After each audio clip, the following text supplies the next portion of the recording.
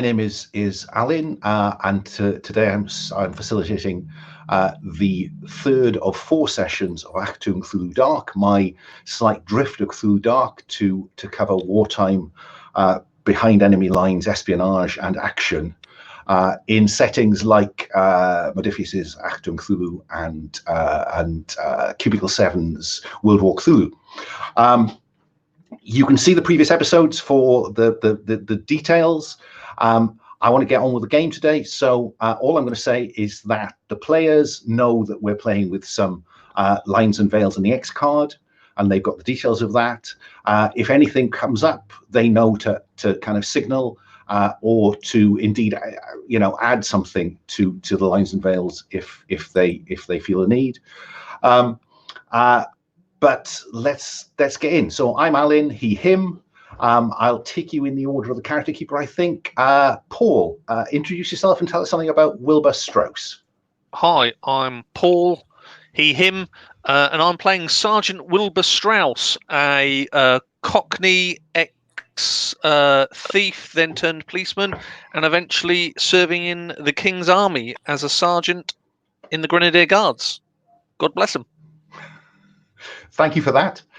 Moving across the character keeper, then I think the next one on it is Arthur Blake. Will, say hello and tell us about Arthur Blake.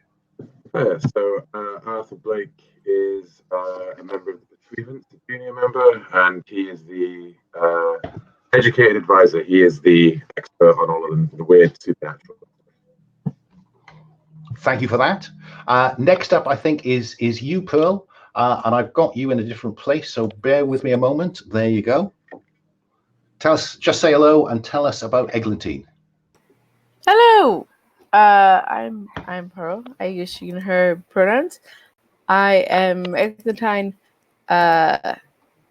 called Lottie, but only really by someone who's not present currently. That's my secret nickname.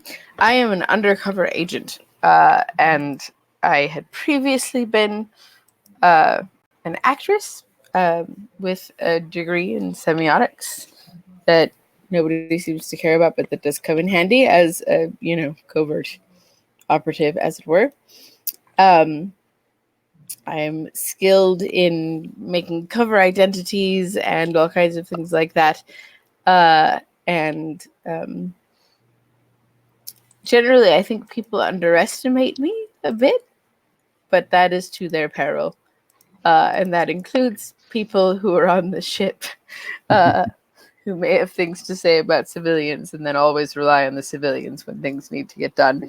So, yeah, I think that's a good beginning bit.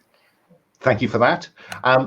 Dan, I think we don't have a picture of you, so you need to describe, say hello and describe Reggie Wooster to us, please.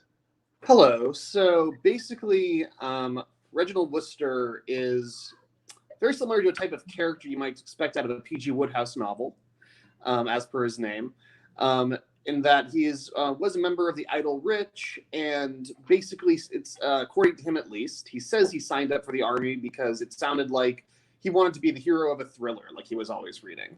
And he's been finding out that it's not quite as he expected in the books. The seriousness of war has been magnified by, of course, the more creepy horror themes that we've been encountering. And his last adventure, especially with Sergeant Wilbur Strauss's severe berating at the end of it, where he really unloaded a lot of his stress on Reggie, took a serious toll. And now his formerly jovial attitude has been tempered by something a little bit more serious and a little bit more unsettled. That's great. Yeah, war is real now for Reggie. The thing I want to do before we do anything else is because Arthur wasn't in the last session, I want to give Will you a chance to bring Arthur up to date with the following love letter. Can everybody see the dice roller? Okay, bear with me a second. The link is in the chat. Great. So here's the love letter to Arthur, who is in sessions 1 and 2. one, not two, and I was back in 3. Arthur, it is only about 36 hours since you left France with Agatha Marcham, Agent Wotan. She is being cared for by Mr. Turing's team at Bletchley Park, so you have a brief opportunity to grab some well-earned relief from the strain of your mission before returning to the rapidly shrinking Dunkirk bridgehead. What did you do with this overnight? And I'm cueing you in to which of the seek relief from the horror moves did you indulge in while in London on an overnight pass?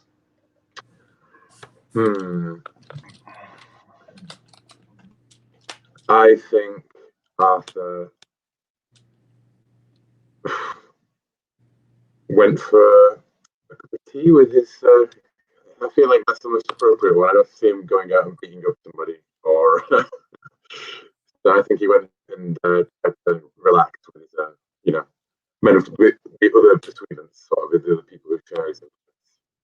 Okay, you don't need to roll that. I just wanted to narratively understand what you would want Yes. at the time.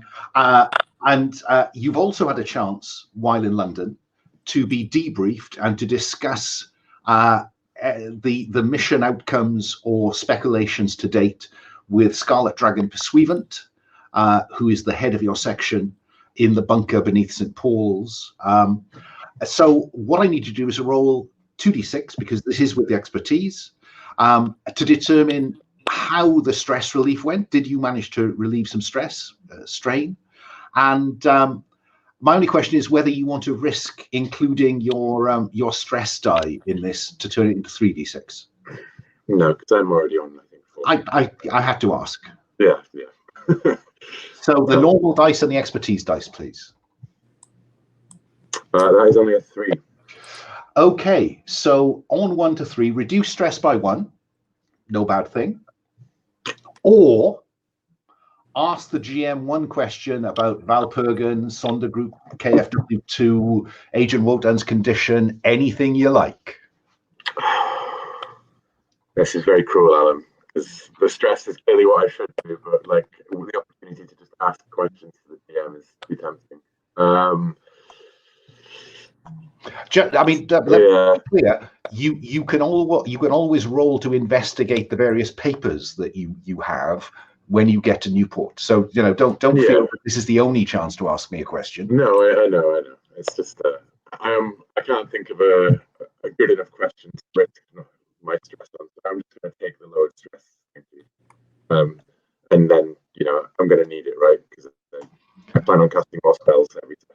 Well, yeah, you are currently standing on 4 of 6, and when it reaches 6, you break and you become mine to play with. So I'll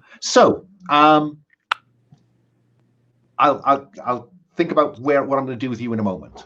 But I'd like to cut. So we see this kind of montage of Arthur's trip to London, the debrief, the trip back. We see the brief meeting with Adriana Carnap, who before she departs back to the UK, and him being raced to the front line, which is now established just west of Newport, where the British Army has filled the gap left by the Belgian surrender.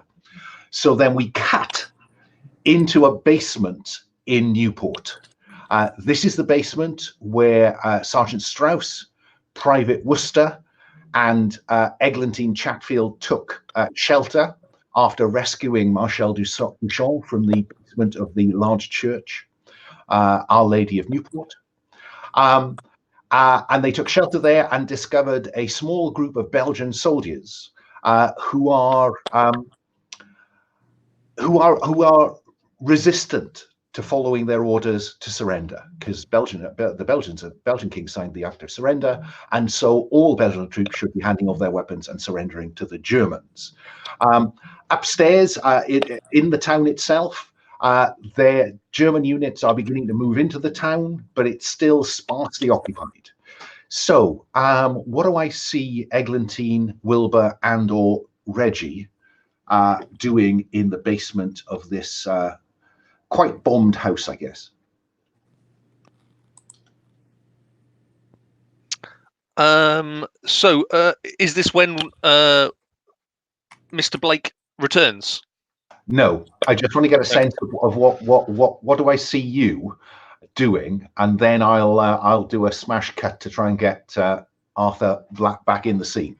Okay, I think you'll see Sergeant Wilbur Strauss. He'll be sat at a table, probably playing some cards, smoking some fags, and having a brew, and trying to listen to the radio, more sort of the light entertainment channel, whatever we can pick up, that sort of thing.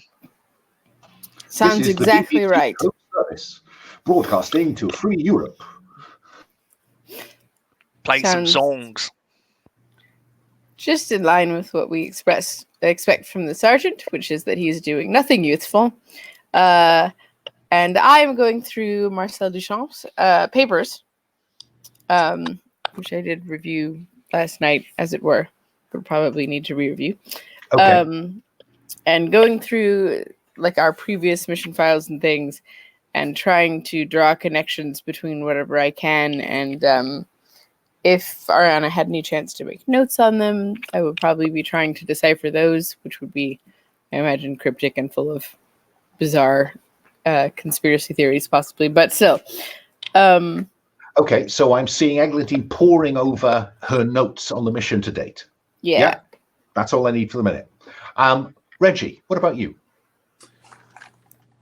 So basically, Reginald would also be definitely trying to speaking to Pearl about what her character's been finding, asking a lot of questions. He's still kind of playing catch up, as it were. And one of the things he's doing that he's fiddling with as he does this is he's practicing loading and unloading his gun. That's great. Okay. And the Belgians are sat in the corner whispering among themselves. And that's when you hear the sound of booted feet in the ground floor above the basement. What do you do? Weapons ready, Reggie? Weapons ready? Absolutely. He would have turned to that immediately, considering the state he's in. So Reggie, what I need you to do is to check out. I'm just looking at load and equipment. The only thing that's actual load so far for you is the overcoat, the civilian overcoat you've been using as disguise. Oh, whoops. The commando knife and the compass and maps don't take any load. That's the empty square. So Okay. so currently at the start of this session you have only one box of load. Yeah. So I guess I need to know whether you're going for a revolver, rifle, or machine gun as the weapon you're readying. All right. So, how mobile is a machine gun? The nice thing about the machine gun is that it allows you to spray an area narratively, but it doesn't have very long range. Okay. Let's see. Revolver for sure. All I need to know at this point is the Okay. single weapon that you Revolver. are readying. Okay, fine. I notice Eglantine is the only bit of load she's currently got is the revolver she has. We'll worry about Arthur shortly. Wilbur, you've defined yourself as having some grenades and a Sten gun, a machine gun. Yeah, fine. Okay, so Reggie immediately, breaks the revolver, checks it. Yeah. What I see Eglantine doing. What you see Eglantine doing is taking out her revolver and also just like subtly moving away from the other two who she does not necessarily believe to be competent, just to be safe. Okay, there's a single staircase from the upstairs, from the ground floor above. No sign of anybody on that yet. You can just hear people moving about. Wilbur, what do you do? I will pull back the bolt on my Sten gun and probably slowly turn over the table that I'm sat at to make some kind of barricade between me and the door. What do we see the Belgians doing? There are maybe 3 or 4 of them, one of whom's a radio operator, because you found a radio here last time. Any volunteers? I'd expect them to, if they're soldiers, they should have rifles, probably bolt action rifles. So there's plenty enough space, probably near me and Reggie. I think one of them would stick with me.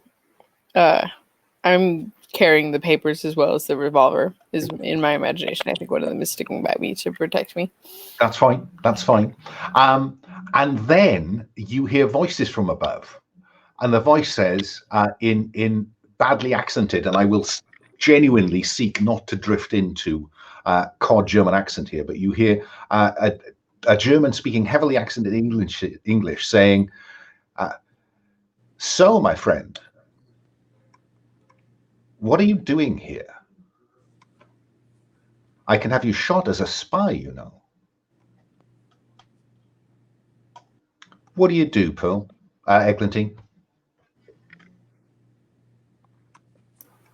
I hear this from the stairs being called down here, or being said to someone up the stairs? This is being said in the room above the basement, because there's only floorboards between you and it.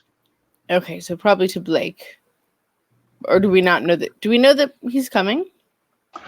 Yes, I think you probably have been told that they are going to try and get Arthur into Newport, and you've given them some guidance to help him find you. Right. I think I'm going to turn. Oh, shoot, Dan, your name isn't on your picture, is it? Reggie, right? Yes. Turn to Reggie and say, "This is the sort of thing you're trained for, right?" So Reggie's going to nod and then move up and start moving up the stairs to try to get a better look at what's going on. Okay.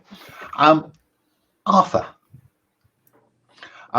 in an effort to get to this, the house where you've been told they are hiding out, you've come across a patrol of 3 Germans, and I'm looking at the minute at the move that says avoid detection. Okay. So far, I think you have been trying to stick with your cover of French speaking Belgian. Yes. And it's clear that the corporal who's interrogating you or speaks some English is trying to trick you into speaking English. So I think I need you to avoid detection at this point. Okay, which should just be the 1 dice. I imagine I don't have expertise. You can try and convince me, but I'm not seeing anything obvious. Nope. I mean, I'm fully fluent in French, so I would not slip into. No, I'll just roll with it. I'll add my stress dice as well, because I feel like it's important not to get shot by the Germans in the first 5 seconds of the game. Reasoned argument? Yeah, reasoned argument. Yeah, that would be it. But I think there's something in that. Yeah. Do you want to roll the orange dice as well, or are you content with the 5? I mean, I'll roll. Let's see if I get a 6. Right. I get a 5. So, okay. Yeah. Okay. So what it says is, oops daisy, is 4+. You don't attract any unwanted attention, and so in the basement, Reggie, you can hear a man speaking in French. And you too are a French speaker. You're sufficiently well educated and travelled for that. And I think you hear him say, "Oh, Monsieur, I'm just French. I was trying to find my." What do you tell him? What does he hear you say, Arthur? I just say that I'm looking for my friend who lives in the village. Like I will be, I just want to get out of the way of the Germans. I don't want to make any trouble. Like leave me. And I think I actually, I don't know, maybe I was carrying a bottle of wine and I go like, oh for you, just give it to the sheriff of the, you and your men, like, yeah, please take it. Reggie, there's a bit of whispered conversation in German. And then I think you hear jackboots leaving the house. What do you do, Reggie? So just to be clear, it sounds like I'm listening to German officers interrogating this person. Yeah. Interrogating is a strong word, but yeah. Yeah, questioning. Yeah. Yeah. So I'm going to swiftly, while they're moving, we use the cover of their movement to quickly move up the staircase and try to get an eye on the situation, drawing my gun as surreptitiously as I can, but still holding it out for a good bead to see if, in case that is what is necessary. Okay, so we see you cracking the basement door open just to see what you can see. Gun at the ready. I think that's probably roll to investigate. All right. I think, given the context, you are a trained, private, such as it is. So I think I count your survival instincts as a valid expertise here. All right. 6. Oh, now isn't that interesting? Because on a 6, I will tell you that you will see the back of the third German leaving through the back door of the house. That's the basic information. And you can ask me 2 other questions about them or about the circumstances outside. You tell me almost what you want to see. First question is, are they planning to do something to this person dangerous? Are they in a more questioning mood or are they in a more hostile mood? I think they look like they're satisfied and they're going out. They don't appear to feel that there's a threat. You don't see them kind of hunch as they go out the door. It doesn't look like they're expecting snipers or anything like that. They seem reasonably content and relaxed, and they're laughing as they gesture with the bottle of wine that the French speaker has given them. Yeah, does that seem fair for the first question? Yeah, for sure. The second question I would have is, even though I know that this is Arthur Blake, is there anything that Reggie could do to pick up that it is Arthur Blake, either seeing him that he's been described, or if Arthur has uttered some sort of agreed upon code word? Oh, that's a very good question. Arthur, how do members of the Pursuivants identify one another? It's a really silly handshake. I don't know. I could have possibly described Arthur to Reggie. I mean, we've been here for some time, and clearly I do know Arthur and I know Reggie. So, acting as the sort of bridge man, I could have described Arthur to him. Yeah. And during the verbal abuse. You are expecting Arthur to try and find you. I think so. You see a man standing with his back to you that certainly could be Arthur Blake, Reggie. All right. And did we, in our communications with him, did we give him an idea that this is where we are, or is this a fortunate coincidence? No, that when you got in using the Belgian radio to get in touch with London, Eglantine was able to tell the Pursuivant headquarters where you were, and that's where you got confirmation that Arthur is on his way. Okay, so he knows that we're in this house. Yes. All right. So I'm going to, if an opportunity arises where I can safely gesture to him, the confirmation, I will take it. Otherwise, if I see the Germans turning around, I'm going to creep back and close the door. Okay, you rolled so well on that I think that I'm very happy for you to go kind of, hi, you. I mime the secret handshake. Yes, you may know that secret handshake actually, because you're in the what Wilbur doesn't necessarily know is that you've been blackmailed into this business by the Pursuivant, so you may well be on the staff. So that's fine. What I need you to describe, because you rolled a 6, Reggie, is that on a 6, you get but also say what you see or realize that grants you an insight that's beyond human knowledge or a reminder of the horror of war. What do you see out there as well as what we've described that puts the willies up you?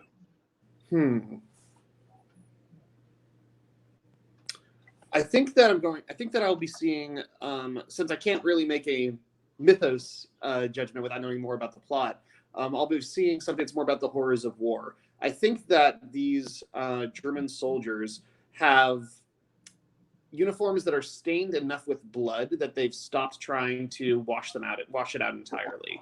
And there's actually been more of an embrace of it with more red optional clothing in their undershirts and so on.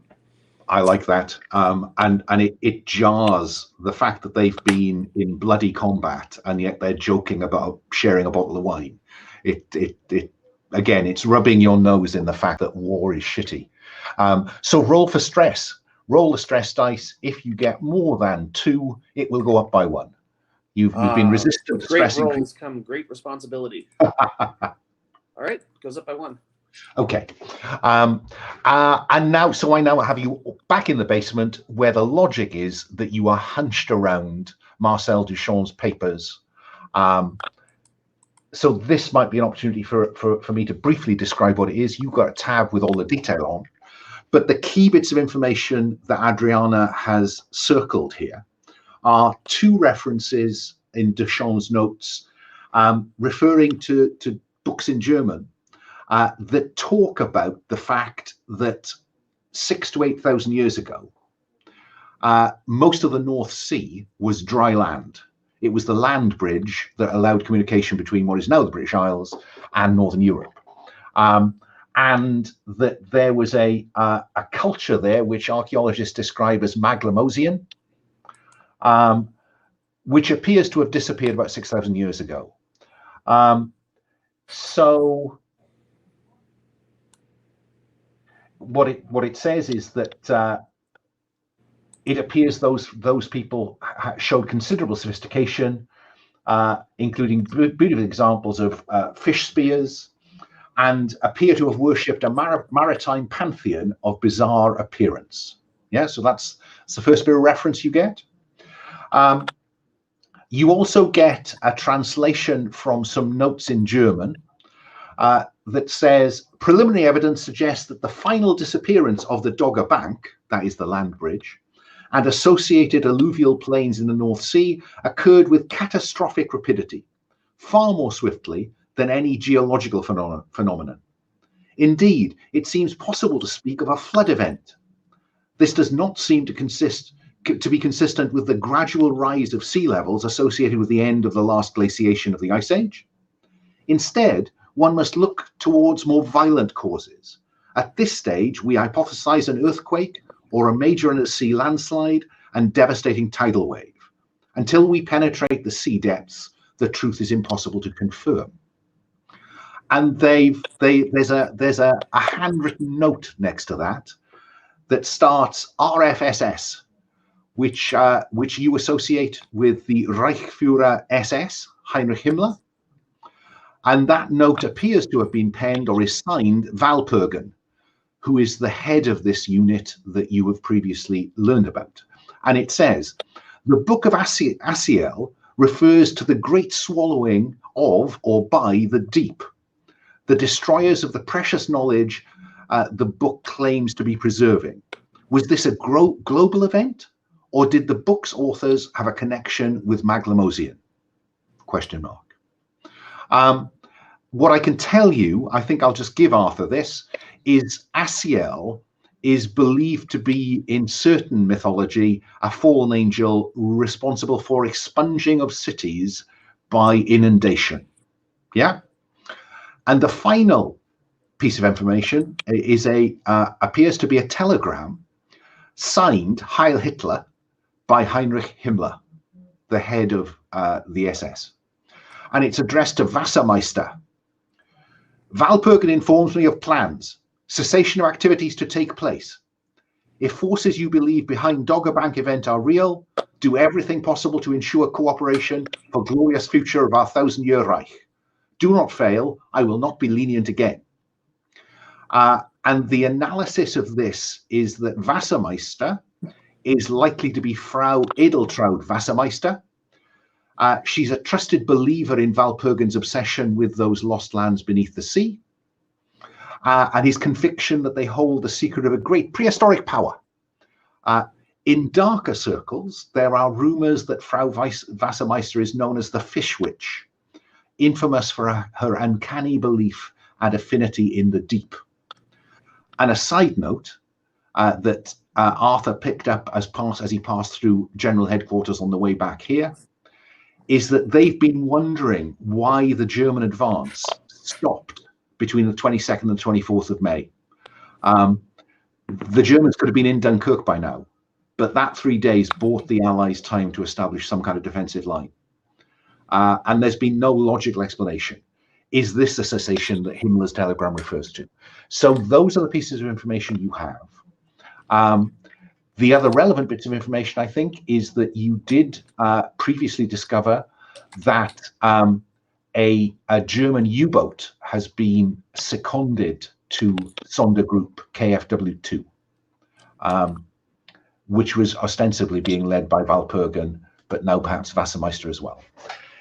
Any questions or clarifications? It's quite a lot to swallow there, I get that. It's the nature of some Cthulhuids. So, is this, so for this session, we don't have like an explicit mission from our handler with following up what we've done previously, right? Yeah, I'm afraid that events are traveling faster than Scarlet Dragon Pursuivant can brief you on now. Yeah.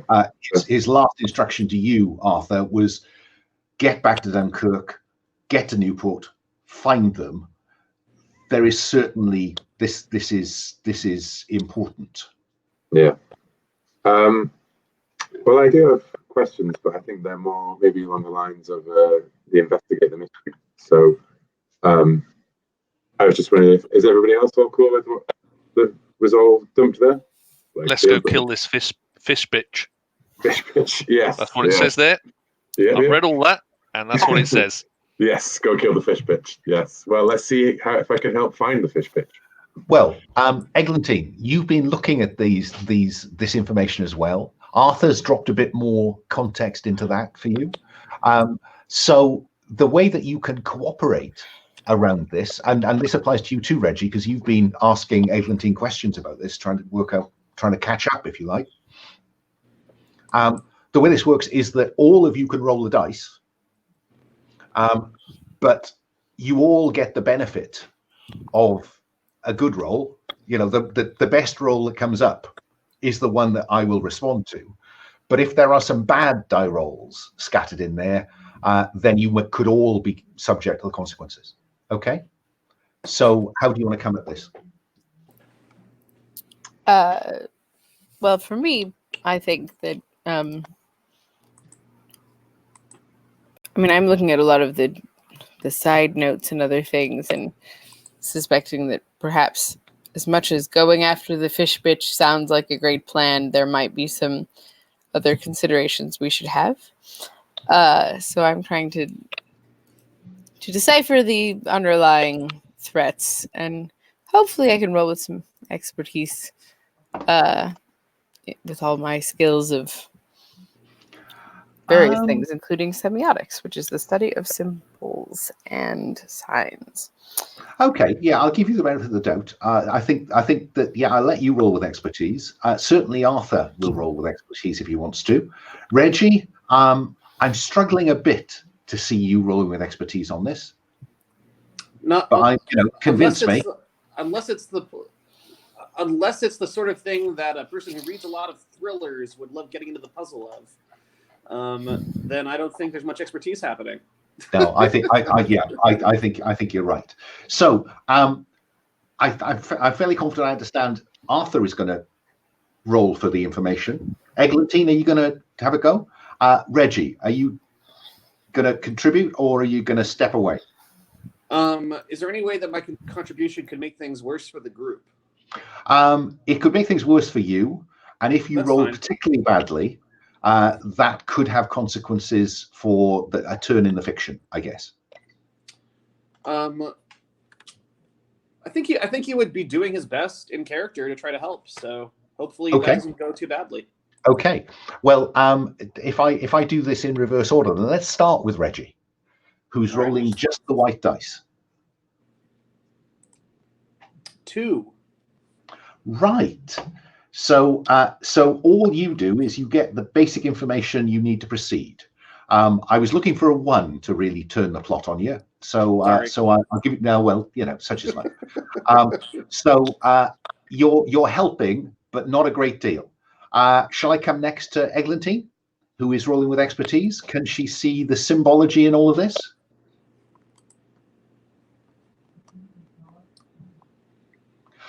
Oh. You're muted, Paul. Bother.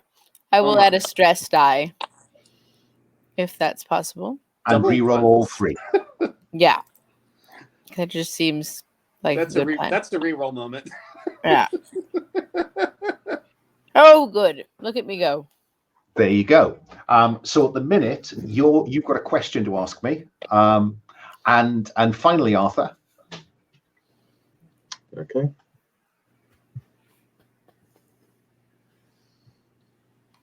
I just got double 2s. Okay, so Eglantine, there is a question to be asked. The basic information is really what I've given you.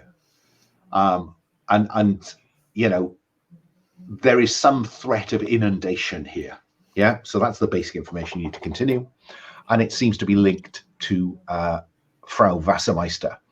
Is there a question for clarification or anything else you want to put to me, Eglantine?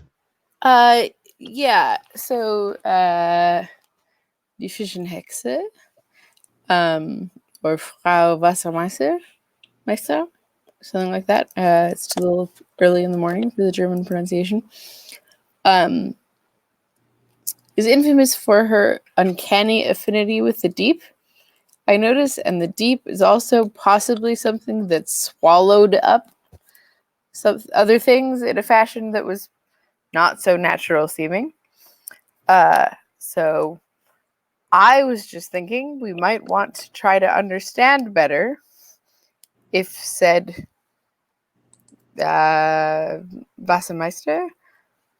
might have some arcane abilities that would be worth protecting against before attacking the fish bitch. I think that's a very specific question based on the material in front of you. Yes. I don't know what I was supposed to ask. That's just what came to mind. Okay. I mean, certainly, Fish Witch, and I think I will even confirm it's not in the written briefing, but it was in something that Scarlet Dragon Pursuivant said to Arthur in London, that she is believed to more than dabble in the occult. Yeah. Uncanny ability never strikes me as a good thing to just go in with a gun. So if that's my question, then that was my question, which seems to confirm that my instinct there is probably at least partly correct, that we might want to be a bit more prepared than just rushing in guns blazing. I mean, does that feel like sufficient value for the question? I think I probably didn't phrase the question well. I should have asked something better. Well, but yes. ask it, rephrase it. Ask me a different question. Okay.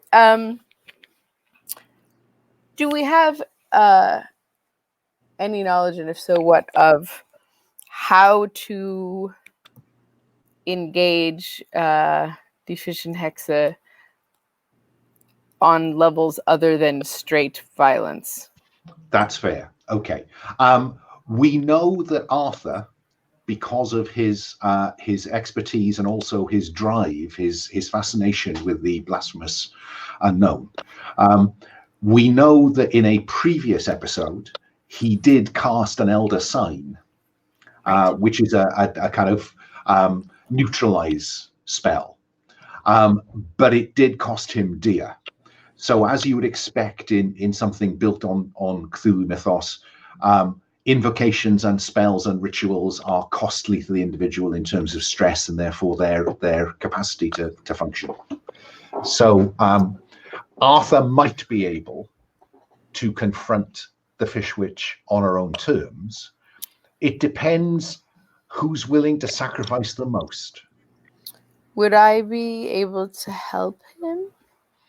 I don't know. I'm struggling to see an obvious link in your background.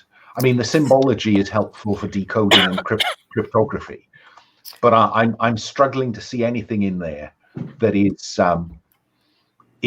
would give you access to. That isn't to say you couldn't use a ritual if you discovered one written down. Yeah, it's sort of. So semiotics, right, is the study of signs and symbols and their use or interpretation. So I'm wondering if we got there and there were any signs or sigils or things that I might recognize from my research that would hinder any thing he were going to cast or put up, that I could communicate to him about them, and he could factor that in when he was performing the ritual? I think that's possible. I think it would be very kind of circumstances dependent, but I'm certainly open to suggestions if and when that happens. Okay. I don't know what else to No. offer, but I mean, invocations are not intended to be common. Yeah. Okay. So with as that scene closes out, I need someone or someones to say, okay, this is what we do then. Okay, I'll turn to the Belgians that are sharing this space with us, and I will say, "Où sont les quais? Where are the docks?" And they can sketch you a map that is probably rather better than the one I've provided you with. And if you remember, you were based in one of the blocks around the church. Yeah, south down. End of that map. So there are a number of parallel streets running down to the quayside. And I've scattered about below that various pictures of Newport wartime streets. So the trouble with them is that they are very straight. Excellent. Well, I will thank my Belgian chums. Say it's time to shit will get off the pot. One of them will say in broken English, what are you going to do? Find this woman.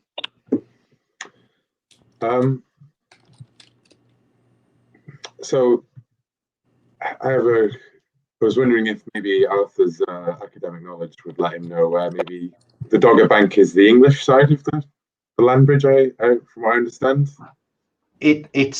I think the Dogger Bank is the shallowest bit of the North Sea that sticks out from around the Thames estuary and East Anglia, I think. Yeah. But what's the side and where is that on the European side?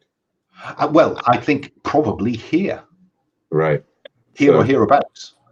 If you think of just taking a chunk of the channel from the Dover-Calais crossing to Ostend, and just lowering the water level, you'd find a long, low plain running to the East Anglian coast, I think. And I was wondering if I would maybe be able to recall any Maglemosian sites or anything along this part of because I think a 6000 BC vanished hunter-gatherer culture is definitely up Arthur's channel. I'm prepared to have him. No, I'm just going to tell you. There are a number of stone circles that might date from that time, scattered across northern France, Belgium, and Holland. There are a couple of mounds in Kent and Suffolk, which might be similarly of a similar time. But at this point, I don't think you've got enough data to narrow it down. Okay, so I don't know of one that there's a dig site just 50 miles east of here. Kind of. No. Okay. do we still have the situation with the English on the west and the Germans on the east? You do. So in terms of that map of Newport, there are probably some Brits just to the left-hand side of that waterway, and then all of Newport up to that note that is being reinforced with Germans. Yeah. So my plan is basically to go wherever Blake goes, and not really to pay much attention to anything else that's going on, because I stick with the other symbol spy people, whichever one happens to be around. Okay. I definitely stick with the sergeant because I'm scared of getting my head blown off again. Last time I stuck with the sergeant, just so you know, I had to pistol whip a guy in the head so the sergeant didn't get killed. So, keep your wits about you and all that. I think actually you're a bit far from the truth there. I think. Did you mute the second half? Because you're spouting vitriol at me. Because if you are, I can spout it right back in German or probably in French. You're muted, Paul. Yeah, actually, I don't think that. I will explain. That's actually not what happened. I pistol whipped one German, and you pistol whipped the other German. Yeah, who was about to shoot you as I came He around could have the shot corner? me, possibly. He may have not. He may have shot somebody else.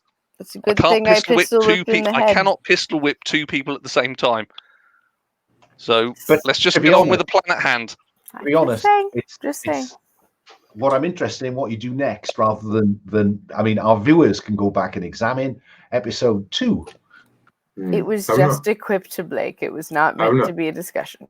Yeah, I'm not sure what we can actually do at this point. I'm not sure about, because I'm not. What would be the way to gather information in this situation? We could scout the town. How about follow those Germans back that stopped you? Follow them back to a base, possibly. See where they're operating from.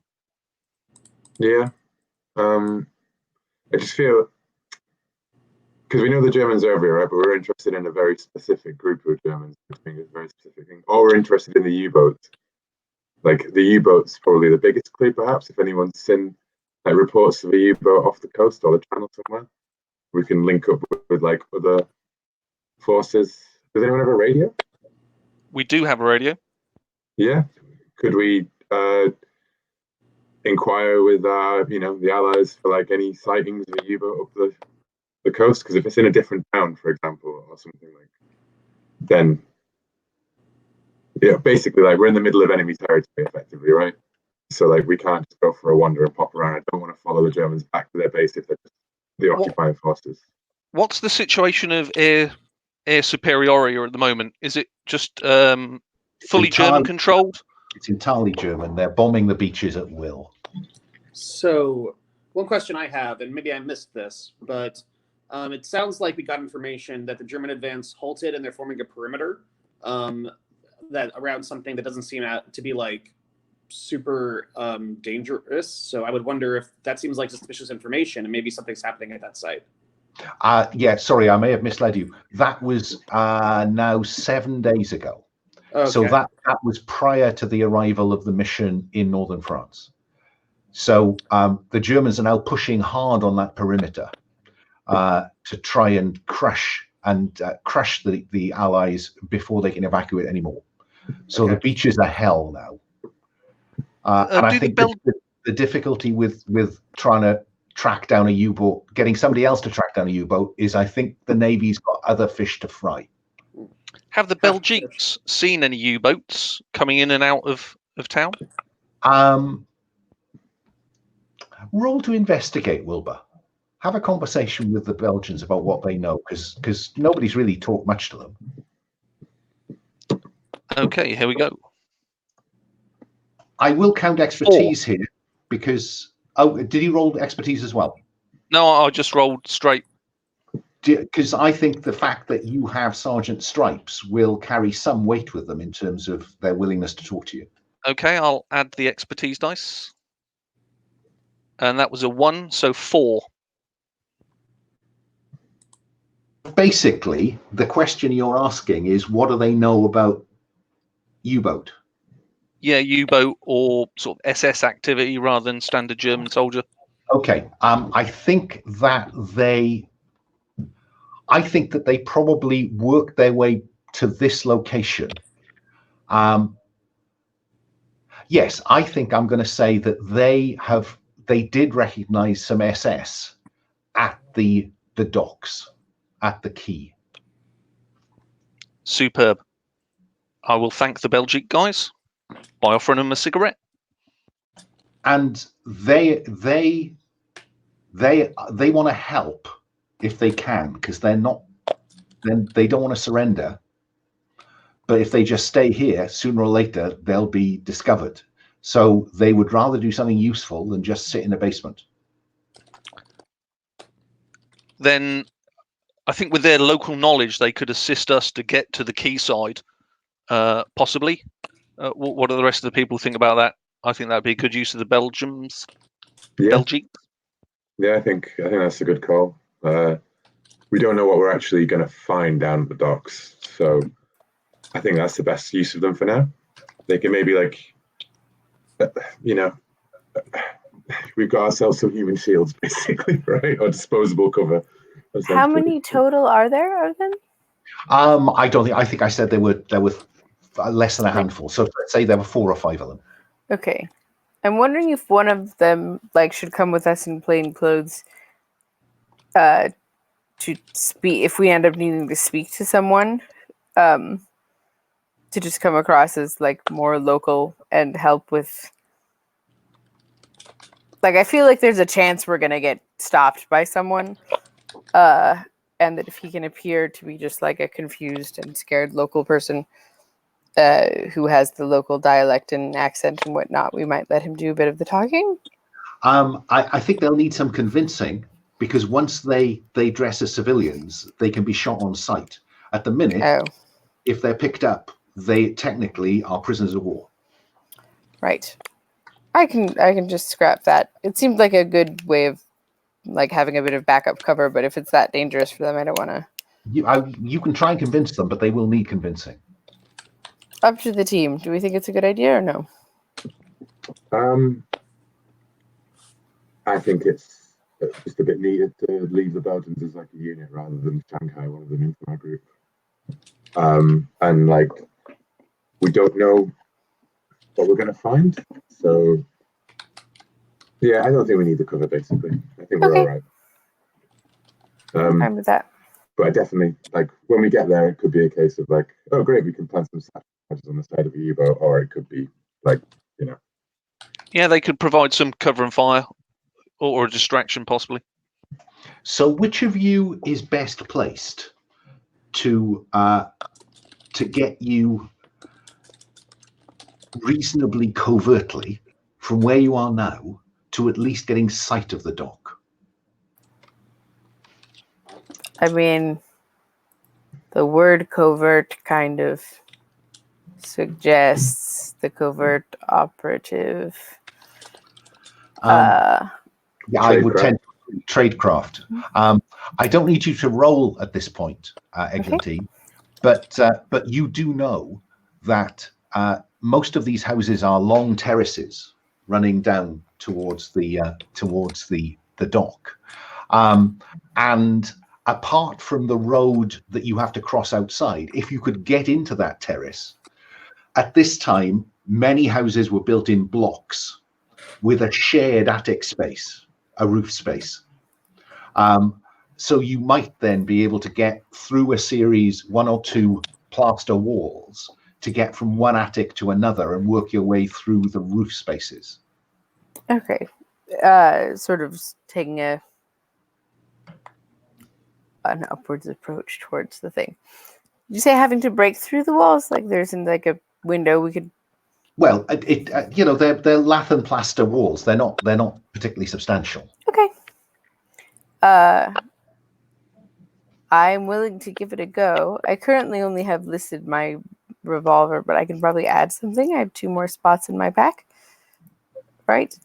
Well, I mean, between you, each of you has got a knife. If the worst comes to the worst, you can chip through this with a bayonet. Okay. All right. Well, let us attempt. Yeah. So am I seeing you working your way upstairs in this house and then into the attic? And indeed, it is as Eglantine, sorry, it's the way that I keep seeing the second name, not the first one. Eglantine is saying these roof spaces disappear into the dark distance, except where bits of the roof have been, damaged or blown in, and some light falls in. And so you've got this long, dusty space disappearing in the right direction. Do we have a flashlight or anything of that nature? I don't know. Did anyone think to pack one?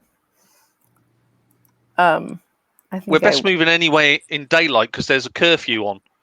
So, as you say, there has been some shots, so there should be enough random daylight coming in through the roof space. Anyway, is there? I thought he said that there was a long hallway that became dark, so I didn't know.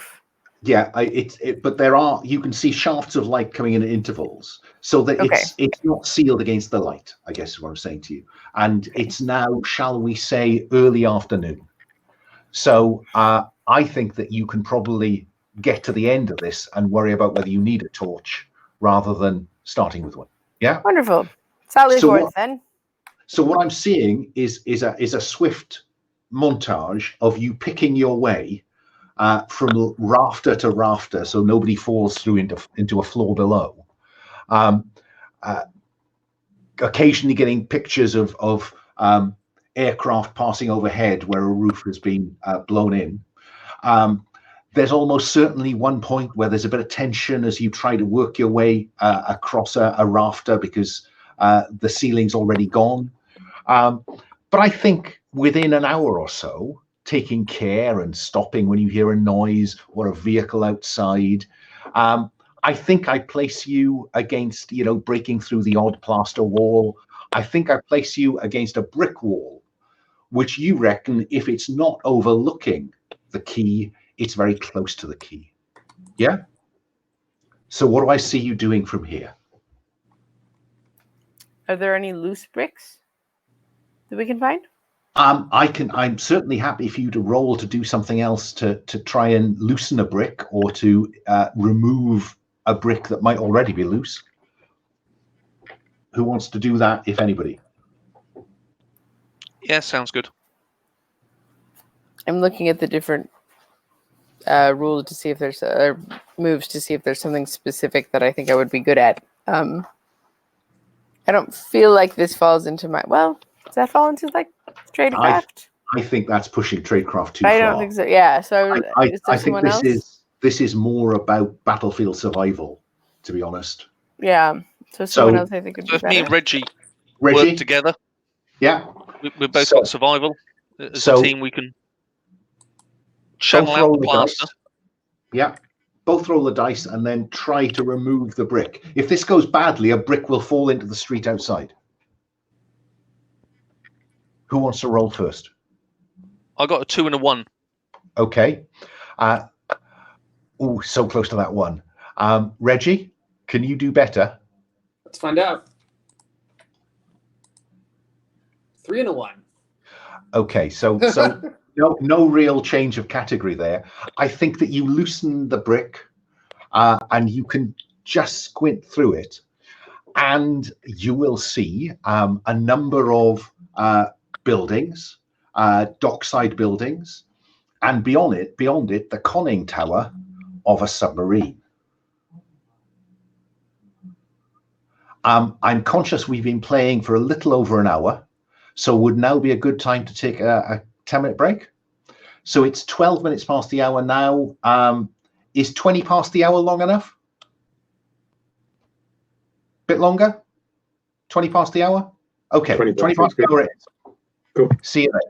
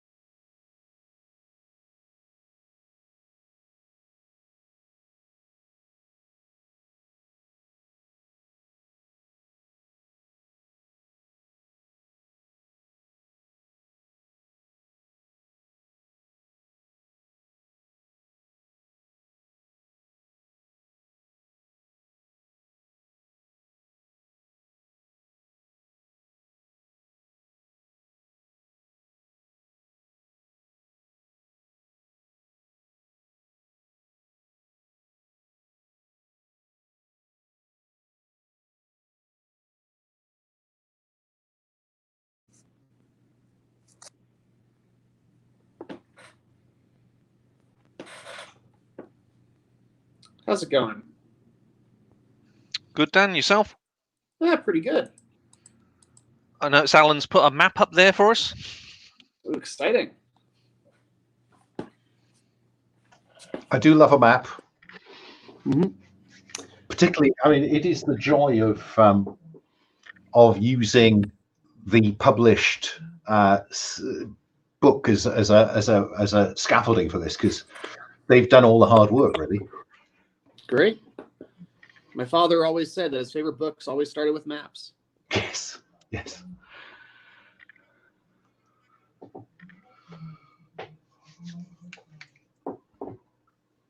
Great. So this was the right thing to do. Sorry, no, Will, missed that. Say again. I was like, going to the key. The key side was the right thing to do. Because it was in the book, right? So like, it was the right choice. Trust me, you know, if there's a map, you are going to see it. What are the 1s, 2s, and 3s? Well, I'll come to that in detail. But if you want to orientate yourself, I'll do a bit of retcon. This is the attic up here, where you are. Sorry, wrong one. There. Can you see me? See my mouse moving? Not really. Oh, got it. Yeah, in the picture. Mm-hmm. So actually, it wasn't bricks; it was tiles you removed. Okay. That's the street that you've worked your way through from attic to attic to get to here. Okay. There's about 20 yards of open ground between the end of that street and where this map begins. Yeah. So you are somewhere off the bottom of this screen. And this is a warehouse building. This is quite a high building. These are smaller buildings. And if you like, you are looking, I disappear off. You're somewhere 20 yards down here. Okay. Yeah. Just to give you some orientation. It's not fair, though, because the image uses feet and you're using yards. It's pretty early in the morning, and for me, I gotta do that maths.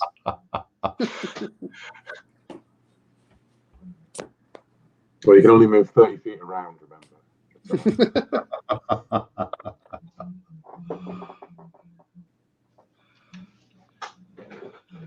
Can we see any activity in those buildings at all? The ones marked 3? You can see there is some activity that you've spotted as you've worked your way down the street. There are some civilians being kind of shepherded into work parties to clear some of the streets. There's German transport going along the streets. And I think it's fair to say that here, where 2 is marked on the map, you are seeing a squad of Germans in SS uniforms.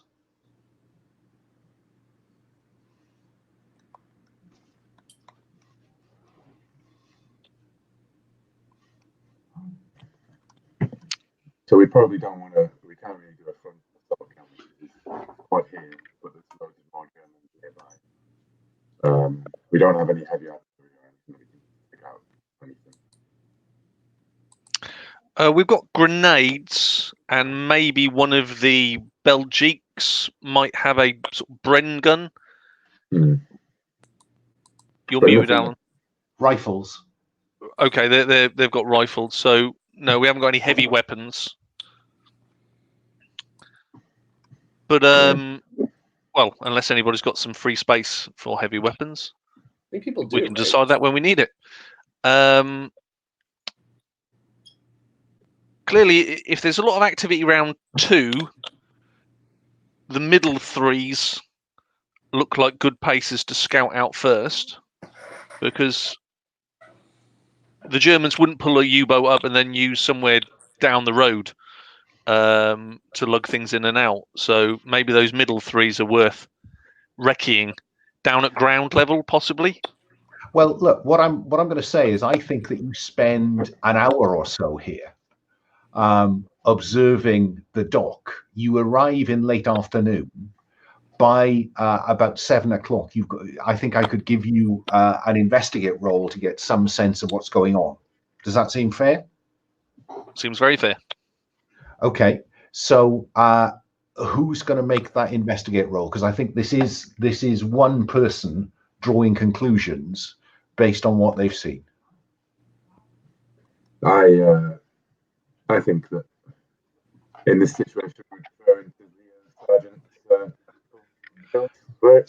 Sorry, Will, you're coming and going. I heard in this circumstance, but not the rest. Okay, we're probably deferring to the sergeant's skills.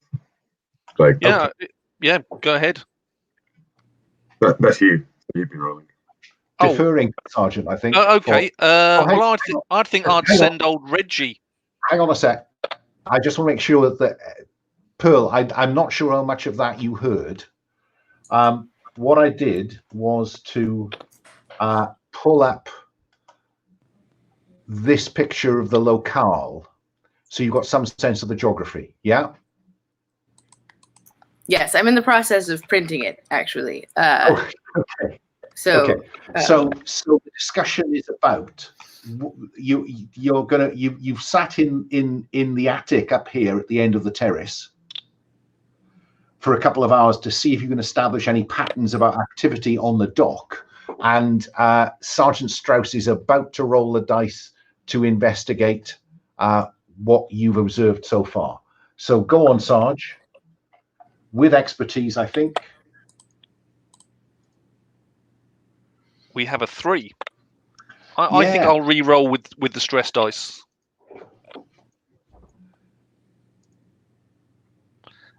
And the stress dice says a 6. Get in there. Yes. This is what we like to see. Okay, well, okay, so you can ask me 2 questions. The basic information as I've given you, I think that what I'll give you for nothing is that most of the activity is to and from the second 3 from the left. Don't I wish that they'd numbered these differently? Yeah, there are 4 numbers. So second 3 from the left. Yep. Okay, that's getting the most activity. Yeah. So that's one for nothing. Which 2 questions, based on your tactical analysis of this, Sergeant, do you want to ask me? I'm more than happy to take questions from other people, as we were all sort of doing it. While I threw the dice. But if anybody else wants to ask a question, that's fine. Can we get close to the U-boat without being seen? Seems like an easy method to get to the U-boat without being seen. The simple answer to that is it would be very difficult indeed, because that gangplank, while as the 2 hours have passed, there's been some toing and froing. Most of it has been crew coming off the U-boat. But there are 2 guards on the dockside next to the gangplank, and another one on board the U-boat where the hatch is. Yeah. So it's difficult to imagine how you're going to get past them without drawing attention. Does that seem a reasonable answer to that question? It does. Yep. I'm happy to take questions from Reggie or Eglantine. If not, my question would be, have we seen the fish witch at all? Okay. Does anybody want to supersede that question?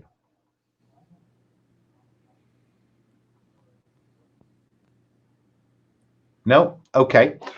Then I will tell you that just after you arrived, you certainly saw a woman fitting Edeltraud Wassermeister's description get off the U-boat and go into the building where most of the activity has been to and from.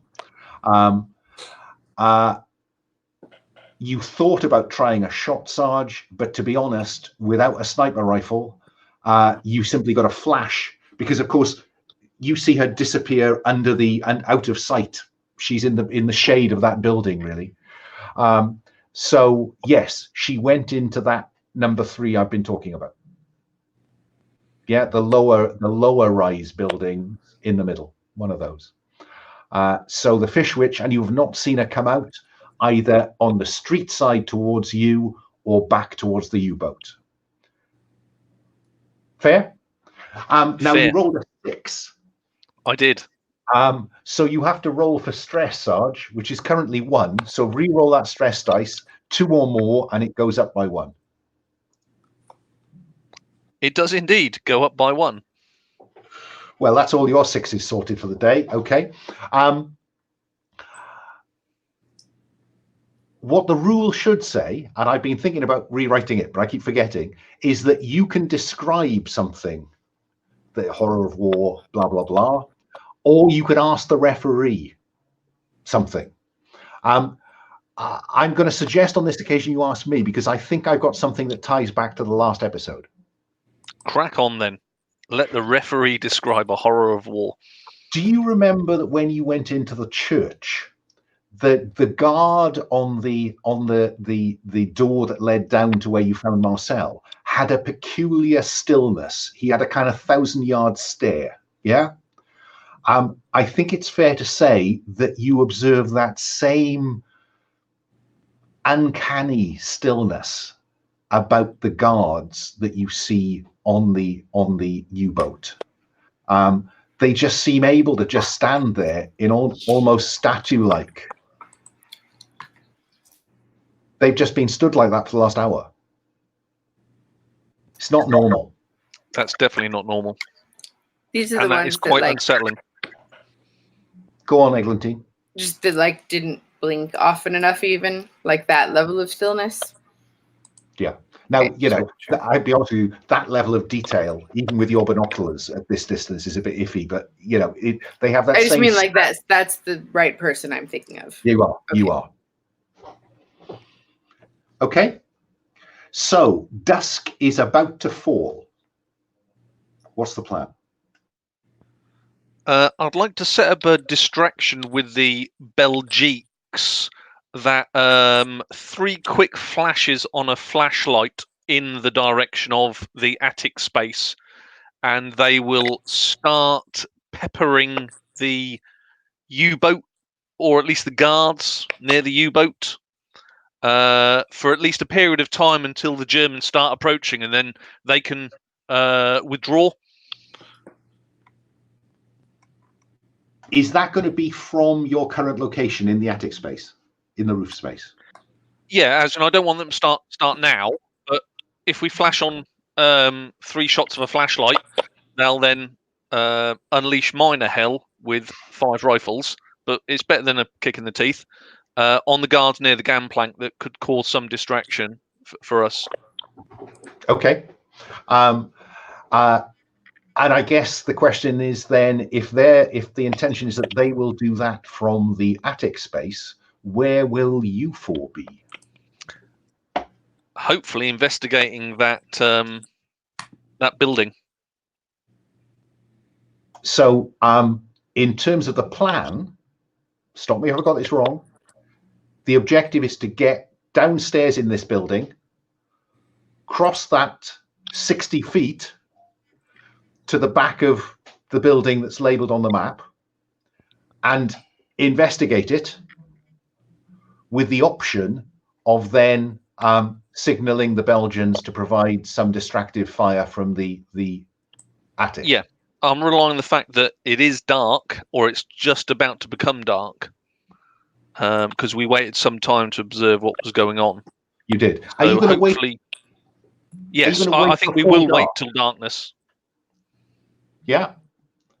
Okay. So, anyone got any problems with that as a plan, or anyone want to throw a variation on a theme in there? It seems strong to me. Reggie, what do you think? I'd follow the sergeant. Eglantine? I don't see any opportunity to do anything different that makes sense to me at this point. Okay.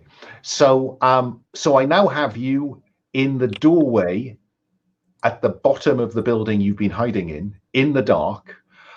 It's May, and actually the weather. No, it's May, and so it's quite late by the time we get to full dark. So it's probably 10 or 11 at night by the time that you are ready to do something. The Belgians, as far as you know, are still upstairs. You've got 60 feet to cover. Happily, the amount of traffic at the crossroads that you're on the corner of has eased off. Who's going to make the first dash across this open space?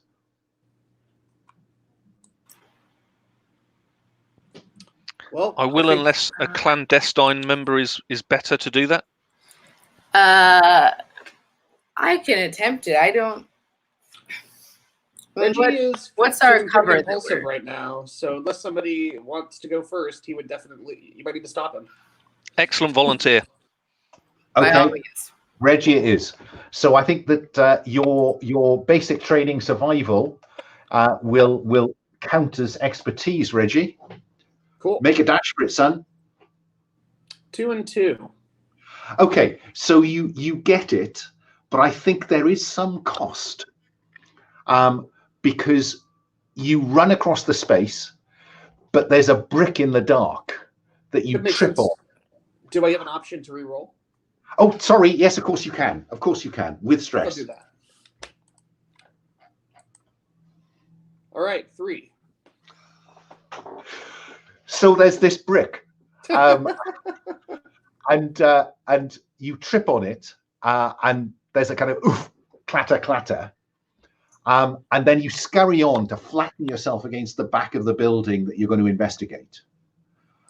And you hear a conversation from the other side of the building in German that says, "Did you hear that? Was ist das?" You know, my German runs as far as "Ich fahre mit dem Bus zur Schule." And I think you will hear footsteps, Reggie. Now, Eglantine, Wilbur, Arthur, you see Reggie disappear into the darkness and flatten himself. There is some light from a window in the back of that building, so you can see him flattened. And you can also see walking up the gap between those two buildings, one of the guards from the submarine. What do you do? I feel like this is my job. I should probably run some sort of distraction-y bit. Yeah. Okay, what do we see on screen, Eglantine? So let's see. A quick consult with the team would be good. What persona should I take on for this, do we think? Time is of the essence here. Sexy Belgique. Yeah. Sexy Belgique, oui. Allons-y, huh? All right. So I'm going to look very lost and wander up. Pardonnez-moi, monsieur. J'ai trouvé le cherche. Not church. That's search, not church. I'm very tired. I'm sorry. We're broadcasting to the world, not just the French nation, so you're on safe ground. So the footsteps get closer and closer and closer, and they are just round the corner there. And then you see a figure kind of coming towards you. Recognize Eglantine, and as the German soldier steps out to your right, to your left, she calls to him and gestures. And he walks towards her, and they're having a conversation. What do you do, Reggie? I'm sorry, I broke up a little bit of the connection. You describe that one more time. Fine. You've got your back to a wall. Mm-hmm. A soldier has been walking up between the buildings on your left. Just as he's about to come to the corner, and as far as you're concerned, kind of look around at you. You see Eglantine has come out into the street about 20 feet away and is gesturing to the soldier. and his attention, instead of coming around the corner to you, is drawn at her, and he walks towards her. So he's now in front and to the left of you with his back to you. Okay. Eglantine is there as well. What do you do with this breathing space? Are we in the line of sight of any other soldiers right now? No, you're behind the building. Draw my combat knife and slit his throat. Right, Reggie. This got serious. I'm going to give you a reasonable chance of surprise, I think, so you can roll with expertise for your hand-to-hand. All right. And the object is to kill him silently. Yeah? Yeah, of course. Go for it. Just like to point out that this is my best sexy Belgique costume. So if we need it again. All right. Blood spatter. Give me a bonus for sure. So I have a 4 right now. On a 4, you succeed with no obvious complications or benefits. If you wanted to roll again in the hope of a 6, you would get to describe an advantage that comes out of this that you could leverage in the narrative, or you I'll can take settle. just slitting the throat with no obvious complications or benefits. Fine. And so you slit his throat, and he collapses down at Eglantine's feet. And I think certainly if you'd rolled a 6, both of you would be sprayed with blood. But I think we'll leave that to the viewer's imagination. This is terrifying. And Wilbur, Arthur, you see this. What do you do now? I think we need to recover the body and drag it back into this building. The uniform could be handy, and definitely a dead German on the street isn't going to look good. So Wilbur is running towards Eglantine and Reggie. Is everybody retreating back to the building you've been coming from, or is somebody pushing back to the dockside building you wanted to investigate? I feel like we should. How far away is that right now? Because like dragging a body that far is tricky. I think you will probably have taken about 3 or 4 steps behind him. So I think probably it's about 40 feet to get him to the building, or 15, 20 feet behind you to get back to the building you want to investigate. My impulse is stash him in the nearest unobservable place, and then continue as the highest priority. Then you and Eglantine could already be dragging him back to the wall where you were kind of flattened, which is out of sight of the U-boat. Yeah? Okay. So by the time you get there, Strauss, they've already dragged the body back into the shade at the back of this building. Excellent. Arthur, what do we see? I think it's possible Arthur would have followed right on. I think you're saying that you're following Strauss. Is my microphone really bad? Yeah, my lip reading is perfect. Yeah. So I now have all 4 of you at the back of the building. There's a single window. No, there are 2 windows, actually. 2 windows, as I remember. Both with shades, but there is light coming out of one of them. What do you do? At some point, it seems likely that the other guard on the U-boat may well come to investigate what happened to Klaus. So do we want to set up a trap to get the other U-boat guard? Seems reasonable. You don't want an alarm going up. As long as it's elaborate, needlessly elaborate. I also think, has someone taken his outfit, the dead officer? I don't think you've had time to do that yet. We're literally, moment by moment. That's what I thought. So he's at your feet.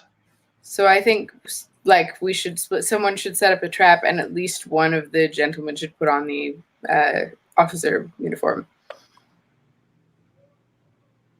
That will take a minute. That will take a minute. I was thinking we could prop him up, and you could hold him up look as if you're in some kind of embrace with him. His mate will come around the corner, and then we could just shank him. Sure. I will embrace the dead man. Tradecraft. Great. Stay. Don't get any blood on you. Well, So what I've got in my a mind, scarf we can tie around his neck to like disguise the fact that he's like. Alan, you're muted. it's dark. It's dark. What I think I'm seeing is we cut back to the guy at the U-boat who, in that kind of slightly kind of blank 1,000-yard stare, is moving towards the alleyway that his comrade has gone up. And in my mind's eye, I've got Wilbur holding the German upright just in sight of the corner, while Eglantine is apparently embracing him at the front. Because I don't think Eglantine can hold him up and look convincing. No, I don't think so either. So go for tradecraft, Eglantine. Let's see how successful this is. Right. Here we go. I have a 3. I don't remember what that gets me. I can roll a stress dice if I need to. You barely succeed. The GM may exact a cost or offer you a hard choice. Or you can re-roll with stress. I'll roll with the stress dice. Go for it. Seems like it's a bad situation. 5. And the 5's in the right dice as well. Yeah. So that becomes fine. He sees this, and there's a pause, and he says, "Klaus, was ist los?" But he's walking up to you. What are you going to do, Eglantine, when he's a kind of step away? Because it's at this range, he may notice that something is amiss with Klaus.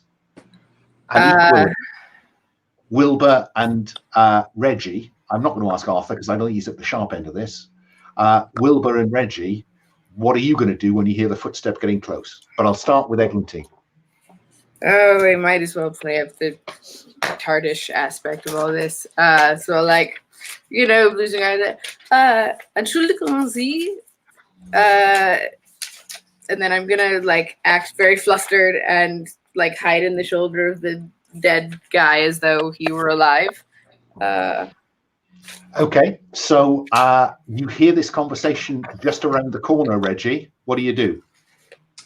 So I'd be trying to get into a position without being noticed where I could go for 2 for 2.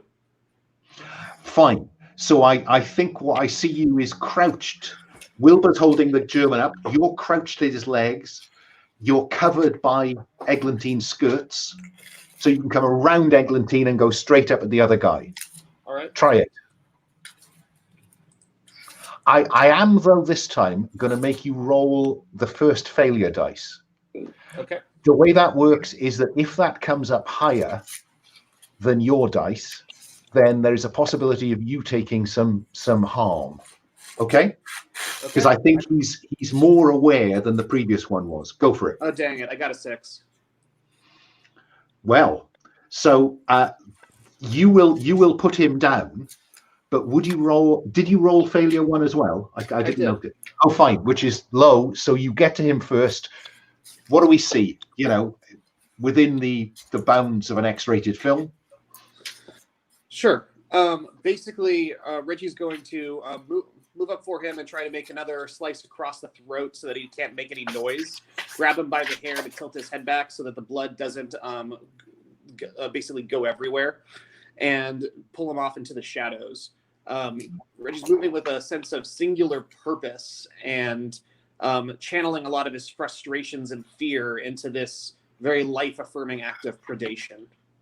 I think that we're seeing there's a glint in Reggie's eye we've not seen before. Mm-hmm. It's not bloodlust; it's more calculated than that. So yeah, and he goes down like a sack of potatoes, just as you wanted. All right. But I think that very sense of almost enjoyment is the reason you're going to roll the stress dice. Isn't that why I would lower stress? No, I think because you rolled a 6, there is a chance that your stress will go up and I think it's because you're beginning to enjoy this. 1. Oh, you are beginning to enjoy this. Mm-hmm. So you have 2 dead SS guards. There is still a guard on the U-boat, but what are you going to do with the space you now have? Ship me, Reggie. We may have found something you're really good at. You remind me of a guy from London. His name was Reggie as well. He was a bit of a gangster. What happened to him? Oh, he's still around. Don't know what he's doing, but he's still around. Yeah, he's quite a young man at this point. Good to know. I think, sorry for our viewers, I think there was a reference there to the young Reggie Cray of the famous Cray brothers. So what are we going to do with this space? You've got the building, you've got the U-boat. I'm in your hands.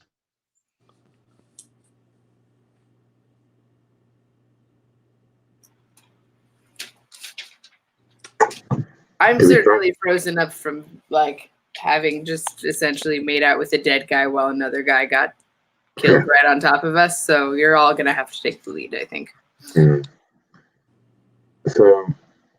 there's still, we've basically played away from the U-boat, right? With the building itself. Sorry, Will. I said I got. So we're we know that there's probably troops on the U-boat, right? So the U-boat is away from the U-boat, is that right? I think you saw most of the crew get off the U-boat, and you saw the fish witch go into this building. What is now probably 4 hours ago. Yeah, she's still in there. Yeah. Are we getting any weird vibes from the building? Does the air feel wrong? What I'm asking about is any sort of eldritch influence. Okay, Reggie, roll to investigate. I don't think this is your expertise. No, I'm going to ask Arthur about it as well. Oh, fair enough. Okay, so Arthur, do you want to roll for whether there's anything untoward going on here?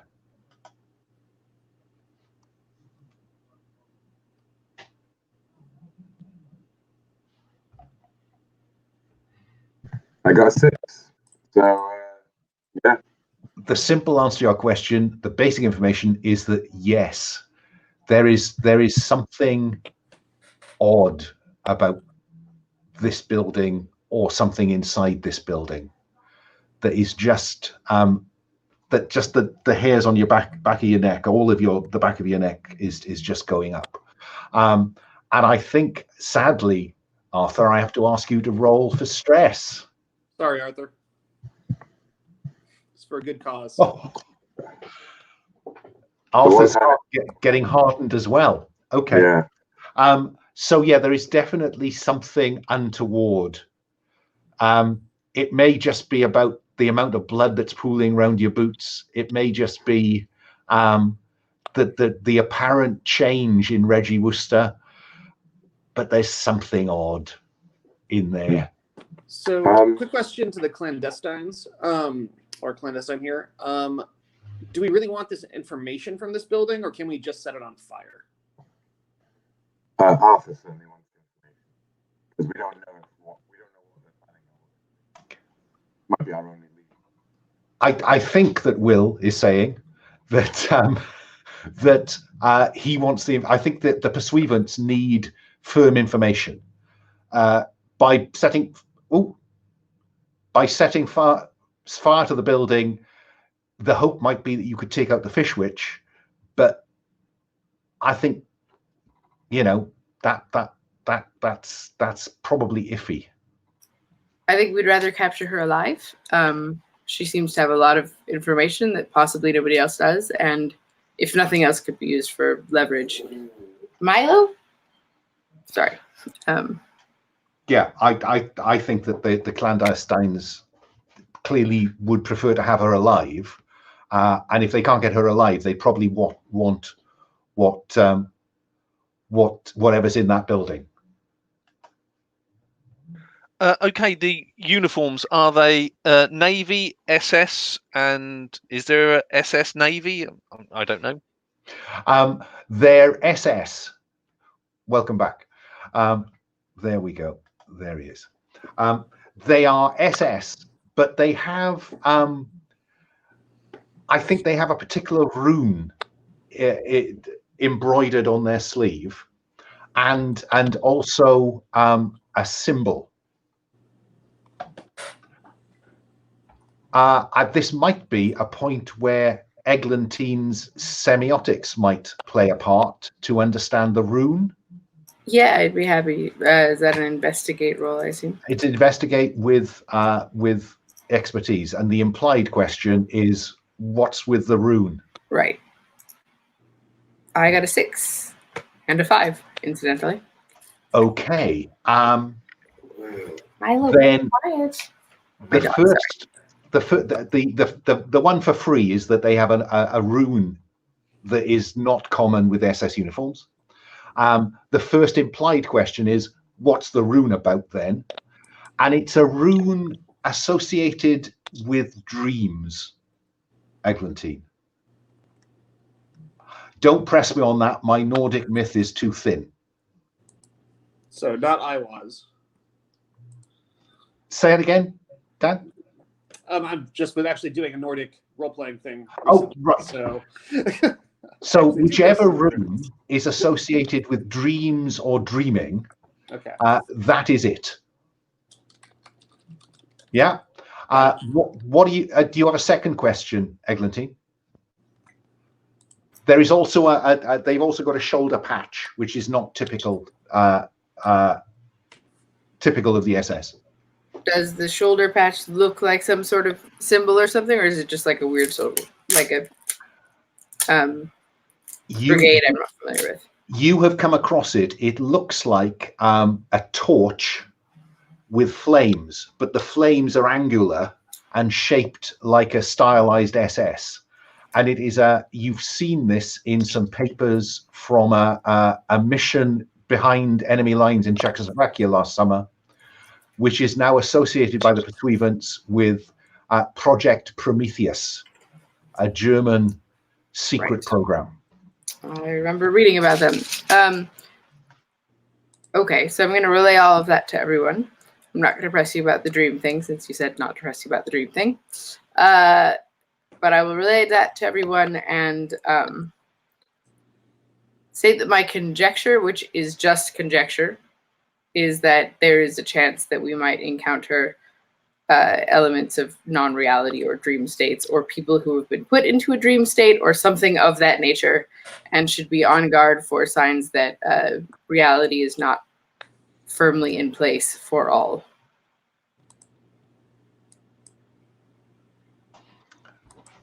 What do we make of that, team? Ooh. Sounds like we'll break that quantum reality when we come to it.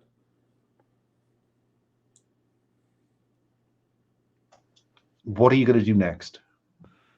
Strip Germans, remove uniform, don German uniforms. I have to tell you that despite Reggie's best efforts, the second one is pretty bloody. The first one, he managed to kind of lay him down quite calmly. So you've got one decent uniform, I think. Sorry, Sarge. Should I go for a third? One's good enough. That was an excellent display, Reggie. An excellent display. Okay, the back of the building. Can you describe it, please, Alan? You said 2 windows. One of them was lit. It's a single-story building with a peaked roof. He said, trying to line it up. And there's a window there and a window there. No doors? No. Okay. Look through the window. Can we see anything? They both have blinds down. Of course. Of course. You said one of them hasn't got any light coming through. Sorry, yeah, the one nearest you is lit. The other one is dark. We could attempt to pick out the putty, pull the window out.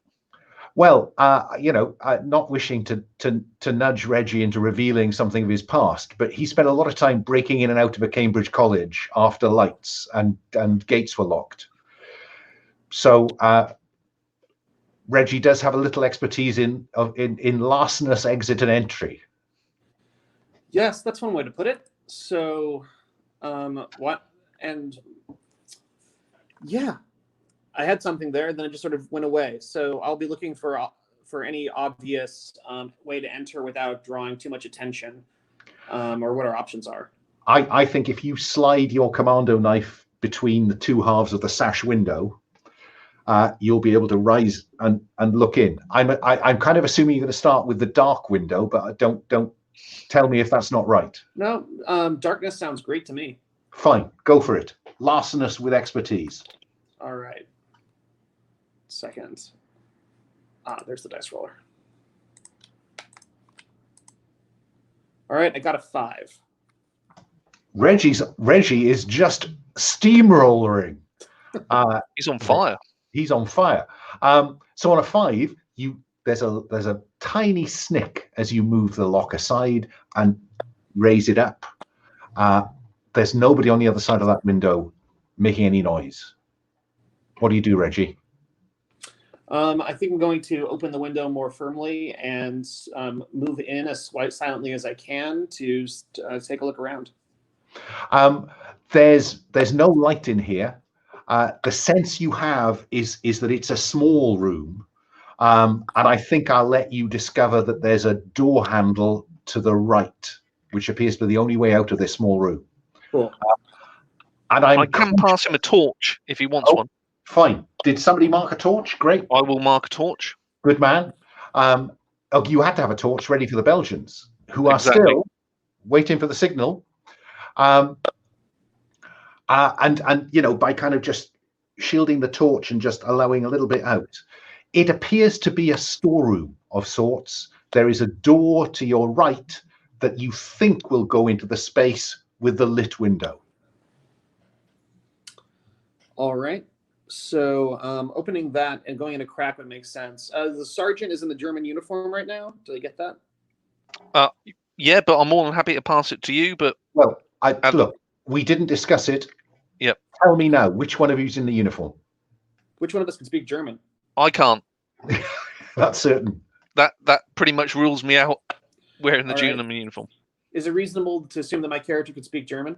I think enough to get by. All right. I'll be in the uniform then, since I would be the one that we would have agreed would be going in first.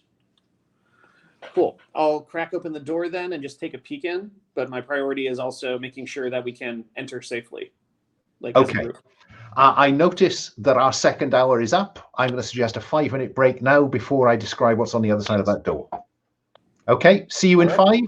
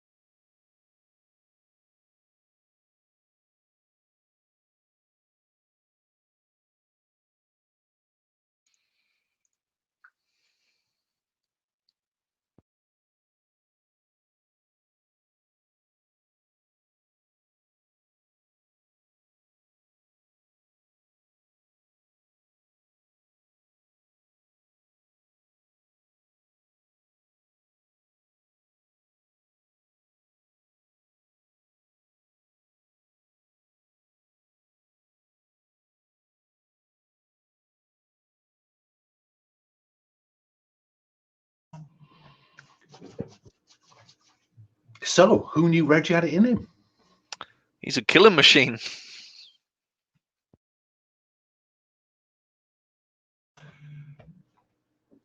Yeah, I was expecting Eglantine to be the kind of silent killer here, but Yeah, I think no, Reggie's the to be man. Reggie.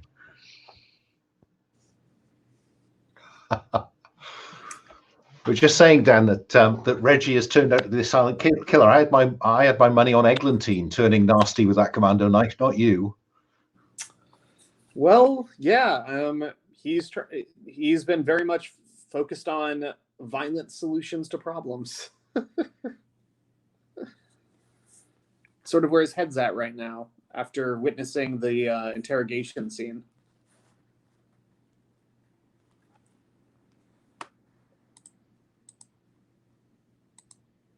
I'm sure Eglantine will get to kill some people too.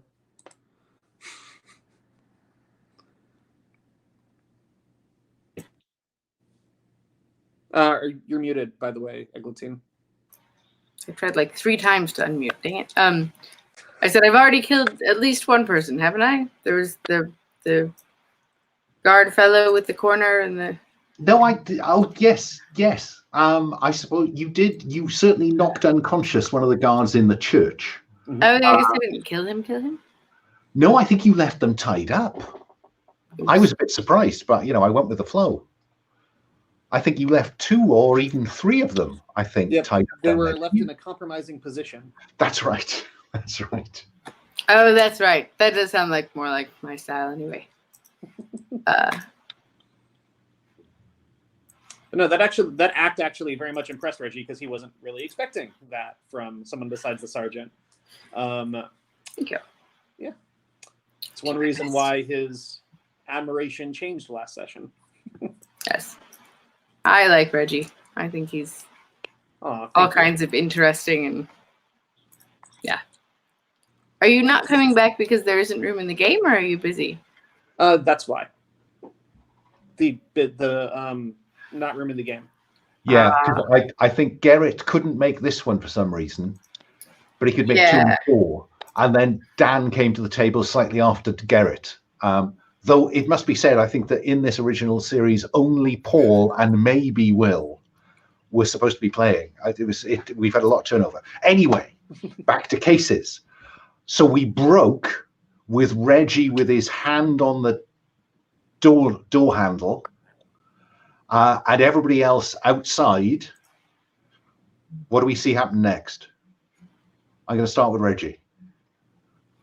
Well, I was opening the door a crack to peer inside, and the game auto saved. So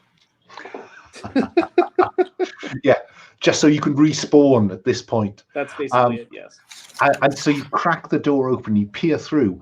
It's a largish room with a big table in the middle, on which there are various papers scattered.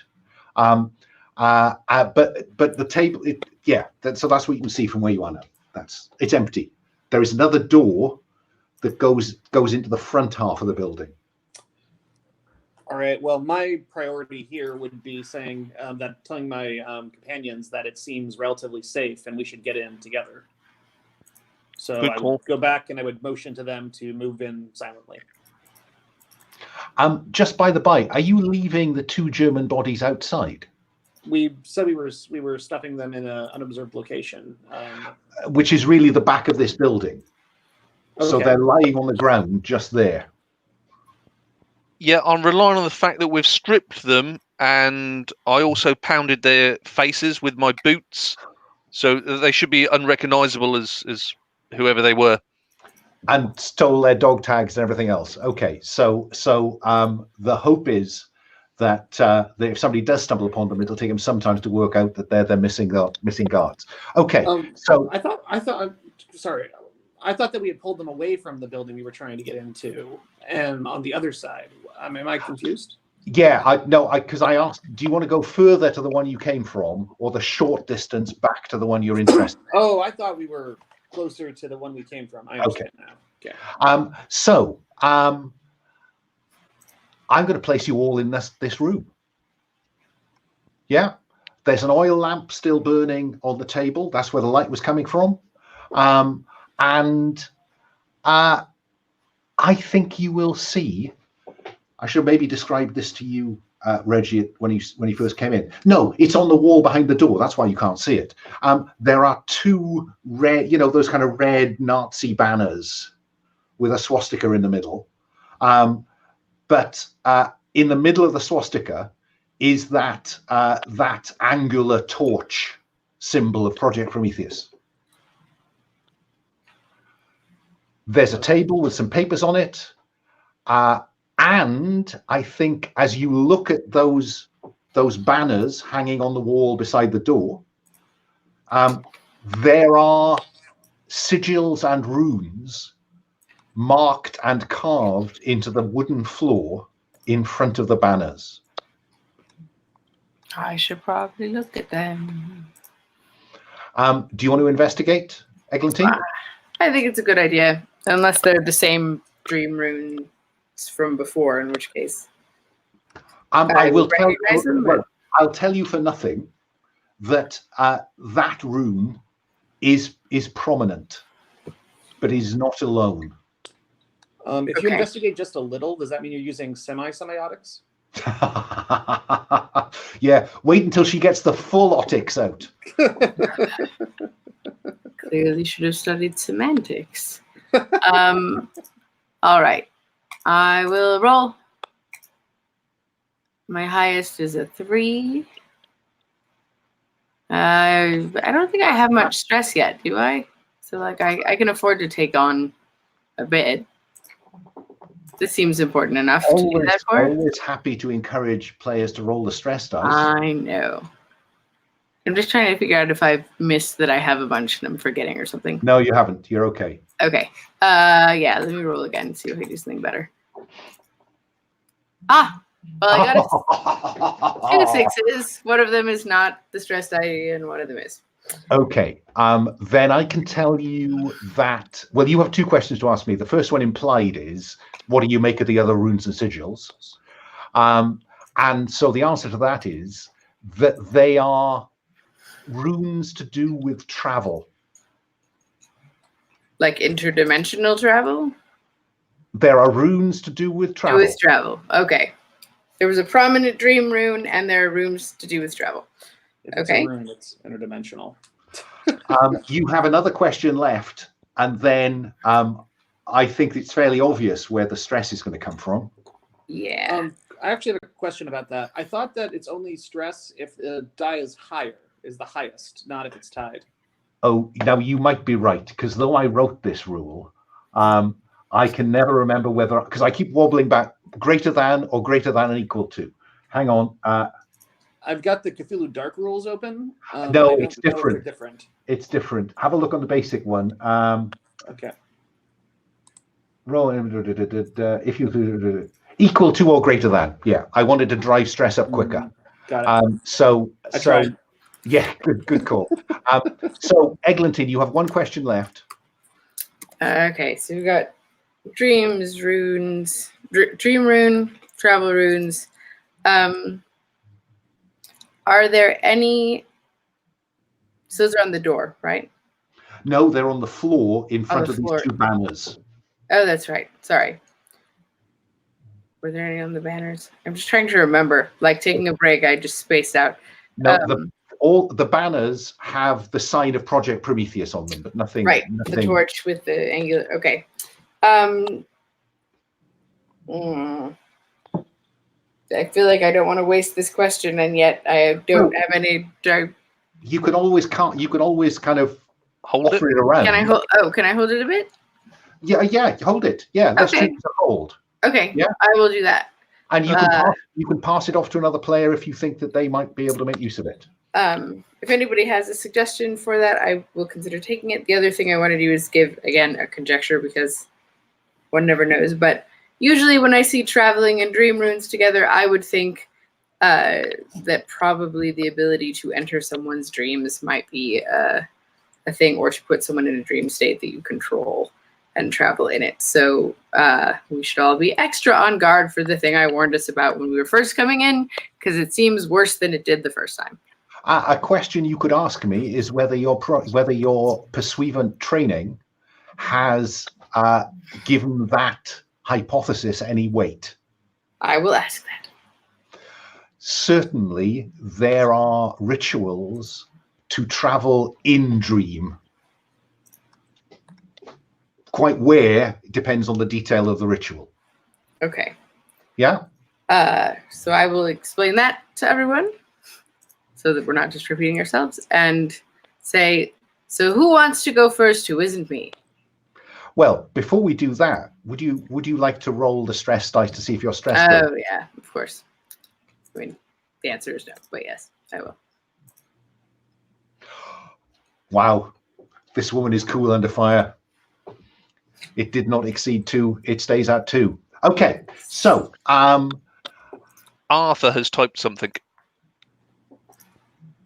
Aha, right, yes. He's what is something? I think Arthur has decided to start communicating in writing because it's slightly less problematic. I will tell you that, I will give you the basic. You will find on Marcel's Papers tab a new map. You will find a German army map which has been annotated. You can look at it now.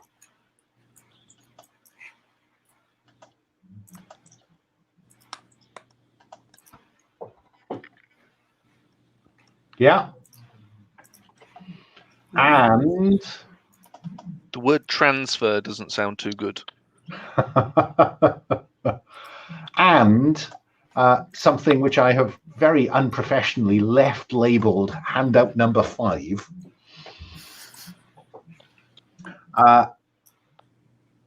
Which has marked on it deeper water. Site appears to be ritual space. Menhirs indicate possible later period link to Les Sept Pêcheurs, I think. Estimate site dates from Maglemosian period 600 to 8000 BC, and statue or obelisk on seabed. That's what Arthur finds. That's the basic what you find. You could investigate, Arthur, with expertise.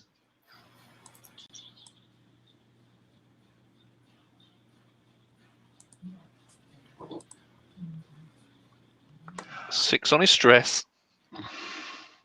So you have 2 questions to ask me, and we'll worry about what about this stresses you in a moment. So, what are you thinking?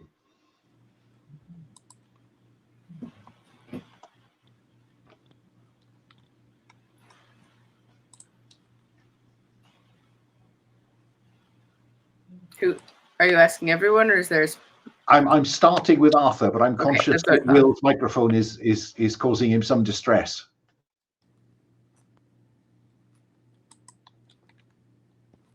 The transfer thing has clearly got me slightly spooked. So one of my questions would be, is that the place further inland in another realm rather than in this realm? That's a good question. Okay. I think the only thing I can tell you is that Arthur knows of a stone circle where the X is marked on that map. And he knows that the name of that site is the Sept Pêcheurs, which I think translates as the 7 fishermen. The fact that I'm uncertain about that tells you that it's meant to identify it, not just to give it some significance. So what I think you're seeing on handout 5 is somewhere labeled deep water that is being linked to that stone circle outside the small village of Bergès, which is about 5 miles from Dunkirk. Does that seem fair for your first question? Anyone want me to ask me a second question? I'm just trying to look at all the. Oh, I'm just Reggie thinking, I don't know what question to ask, but I'm just sort of want to know two things broadly. One, what's the tactical situation in the building? And two, what the heck's going on in the building? Fine. Well, then I think that while all this arcane speculation is going on, I think Reggie has probably gone to the door that goes out of this room into the front half of the building and is investigating what he can hear from the other side of that door. Okay. Go for it, Reggie. Sounds good. With expertise, because I think this is survival. All right. 4. Okay, so on a 4, I think I can tell you that there is no sound coming from the other side of that door. And when you get down on your hands and knees and kind of try to squint under the door, there's no light there either. Okay, so I'll relay this information. So tactically, it feels like the only risk immediately is if someone comes on those bodies outside the back window. Right. So it feels like since we've not made effort to seclude those, that either we need to move very quickly or that we need to make effort to seclude those. Thoughts? Yeah, we could try and drag them in here, but then clearly if anybody comes into this this area, then they're going to see him. But yeah, I'm with you for trying to manhandle him in here. Are there cabinets or something in here, or that we can stash them in? Well, remember that when you first came in, you came into that smallish room, which is largely storage. Right. So you can leave them in that storage. Yeah. So no, go on. I was just asking if there are lockers. I'd rather not leave them in the middle of the room, like something that we can tuck them in. Yeah, can we search the storage room? For some sort of hiding spaces for these guys. Okay, I'll let you find a cupboard, and you can seat them in there and close the door on them. Yeah. So while that's going on, we're seeing all that going on. We've seen Arthur scrutinizing the stuff on the desk and identifying these apparently important bits of paper. And we've got Eglantine saying, "Good God, this is about traveling in dream." That's not surprising, considering the other intelligence. So what are we going to do?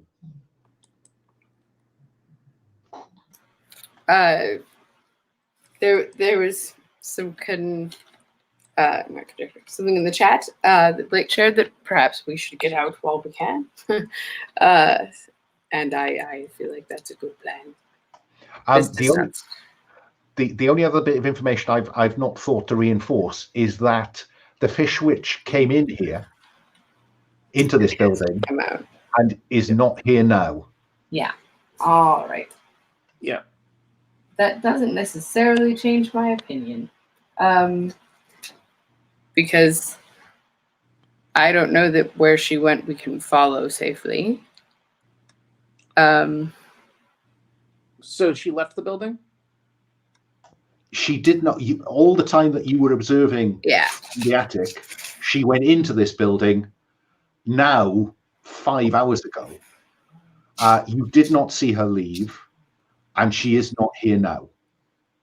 Unless she's dead on the other side of that door you've been listening at. Okay. Or in someone's dream. Maybe the other side of the door is somewhere where we need to look at. And looking at those two bits of information, clearly we've got something seems to be at sea, and something seems to be inland. That's what I'm getting from that. Clearly, we are by a U-boat. That would tend to indicate something to do with the sea.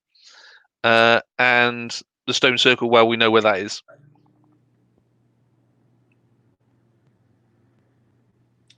Yeah, it seems like we want to get intelligence of either how she left or if she's still here.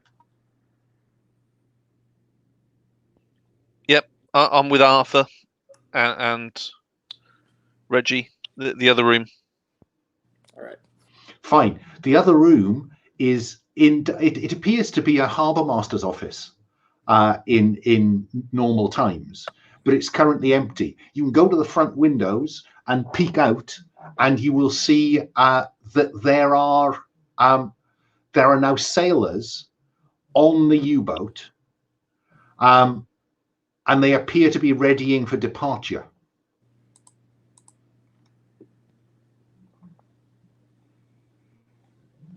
Don't know if that changes anything. It does add some urgency if we wish to get on the U-boat. Mhm.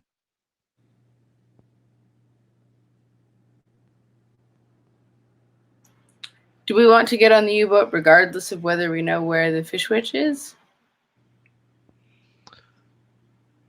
Well, I think that the U-boat can clearly take us to Handout 5. Strong swimmer, my guy. Yeah, I'm not going to get out at sea and go diving without the U-boat or some equipment. Well, do we want to split up, or do we want to all just go for it? Oh, I have to leave at the end of the session anyway, so if there's something convenient that I can do for the group, let me know. I am a very disposable asset. Yeah. I mean, Reggie, you have 30 minutes to save the world. Yep. Well, we've got some Belgique guys as well, ready to cause some hassle, Reggie. So you could easily maybe pull some sort of distraction to get us onto the U-boat. I'm fine with that.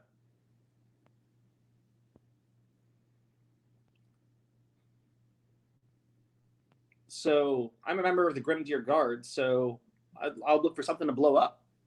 Well, before I told you there was lots of activity on the U-boat, and it looked like they were preparing to do something, maybe to depart. Certainly, it looks like they're certainly sorting stuff out. But as you watch, 2 trucks pull up on the dock side. 2 half-tracks, I think, probably. Sorry, what was that question? Is it similar site on the seabed they're using the U-boat to investigate?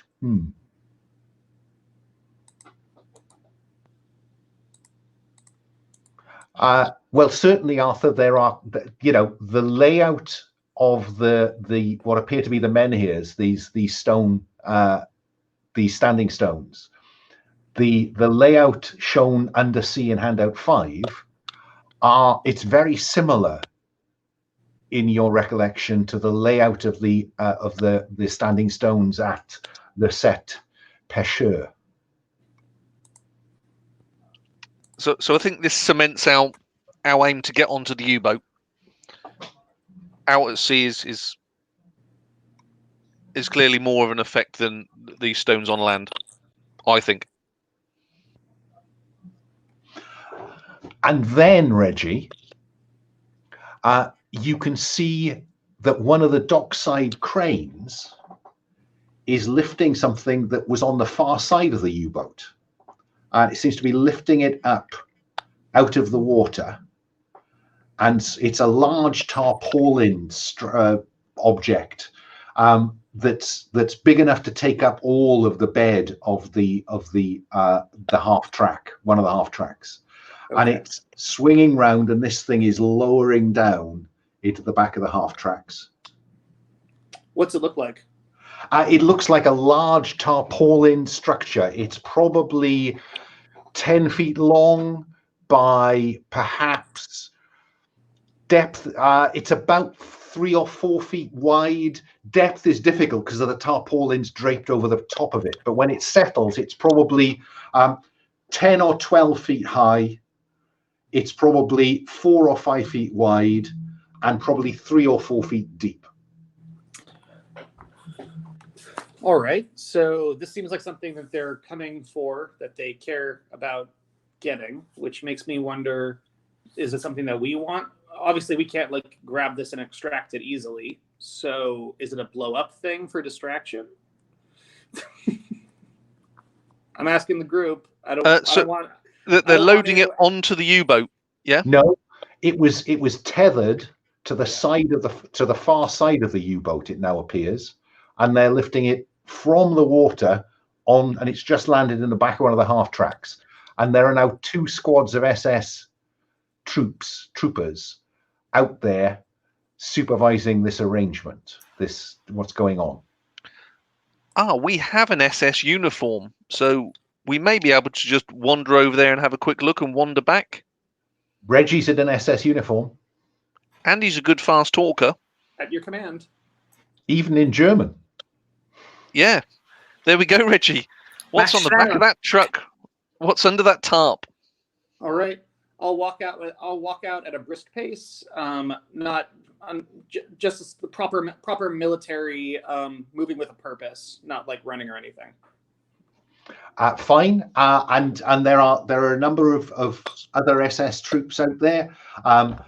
There's one of them supervising, as it's lowered into the flatbed at the back of one of the half tracks, and there's somebody else at the front giving commands. Okay, tie it down, and then mount up. Cool. So I just go up and start like assisting physically, and if I can make that look natural, and try to get a better look at what this is. Okay. I think this is investigate. I'm going to give you. I think it is with expertise, because that combination of personal charm and larcenous intent, I think works. So roll with expertise. 3.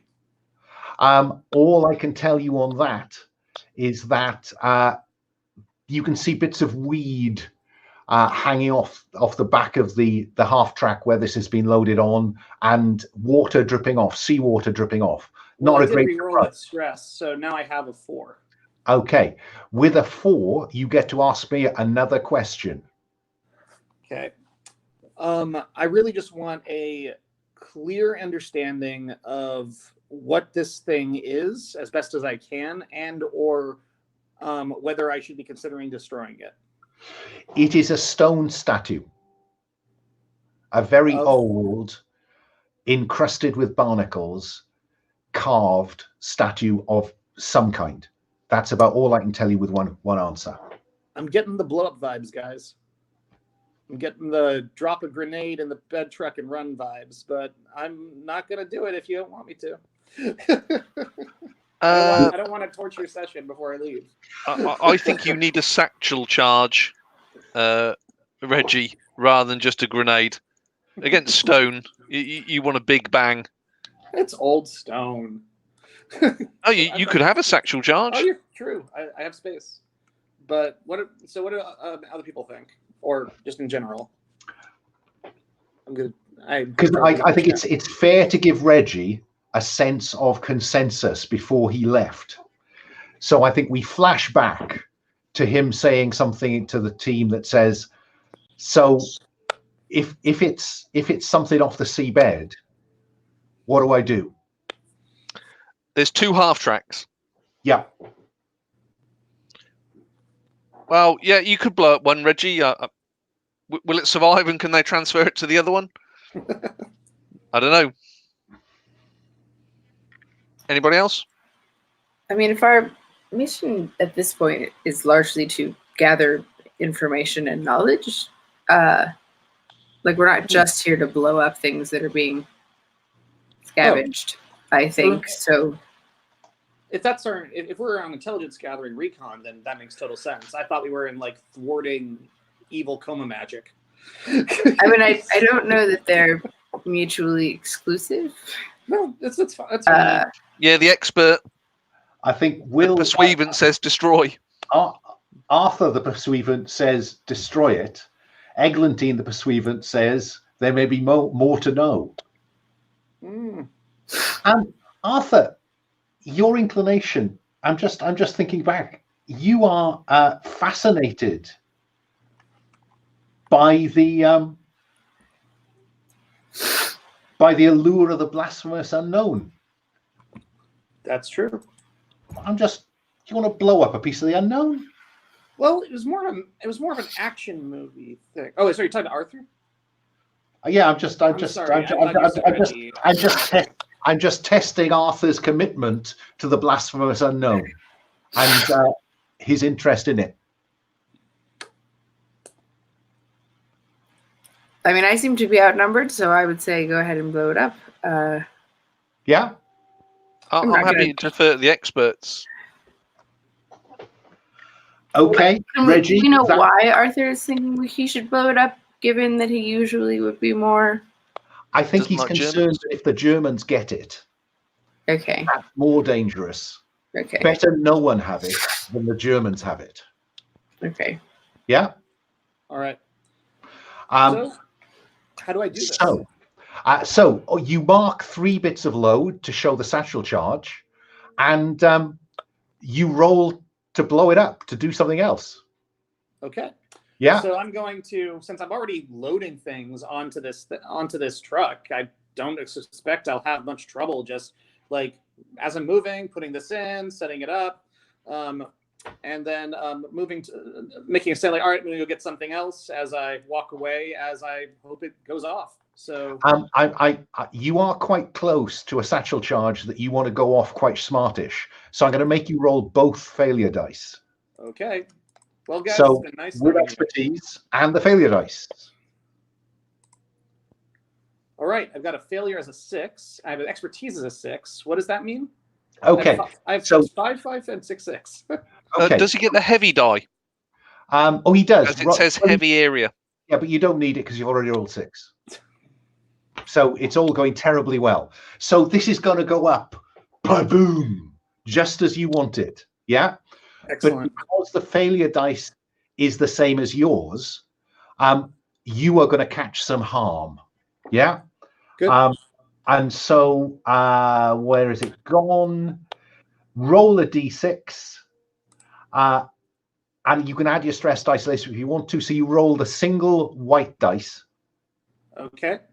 What am I looking for in mathematics? Oh, right. Okay. So the higher, the better. Of course. All right. I'll roll stress.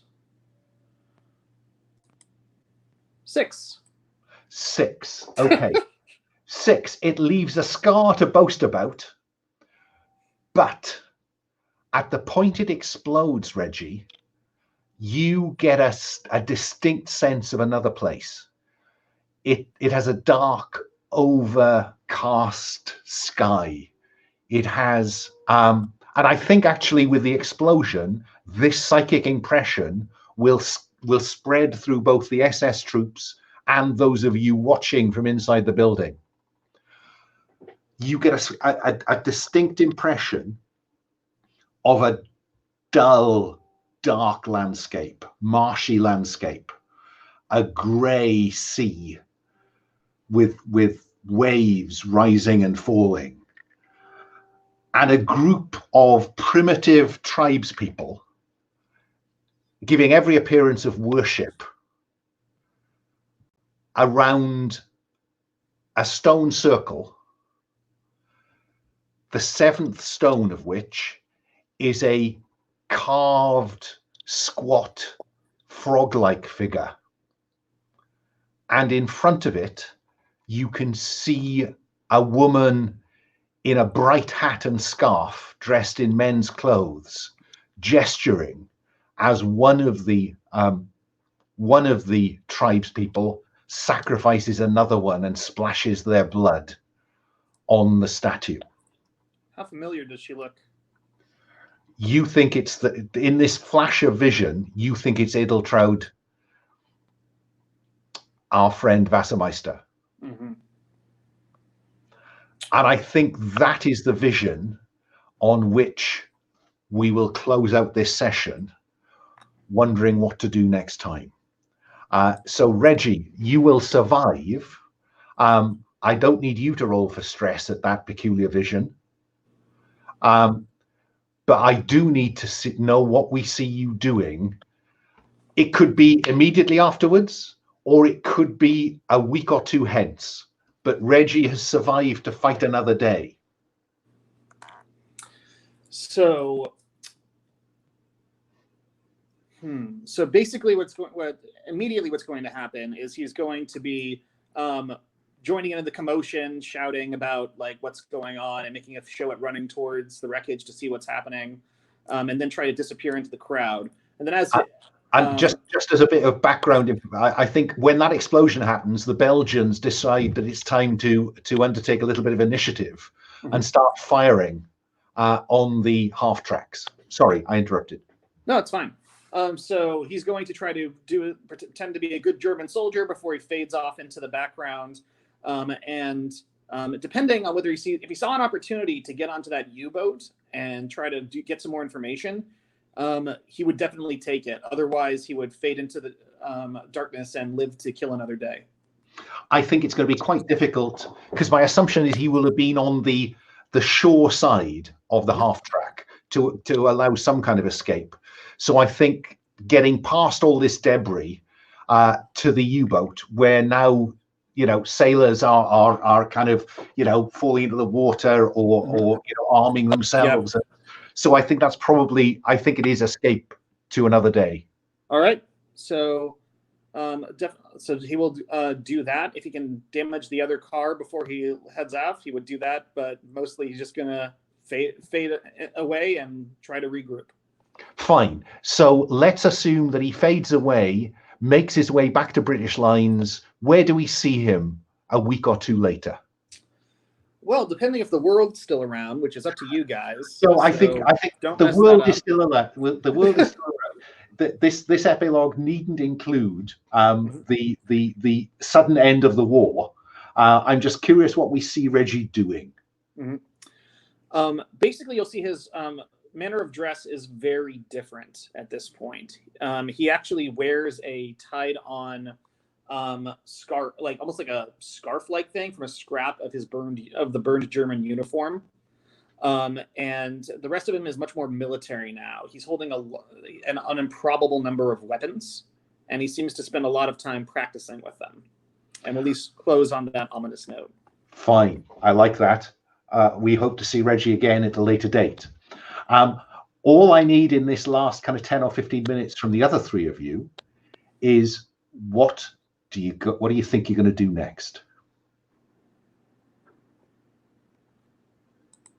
I'm going to start with Eglantine because it's and then I'll ask Arthur what he thinks because that's probably the simplest way to do this because of the technical difficulties. Well, let's see. Adriana's going to be returning, right?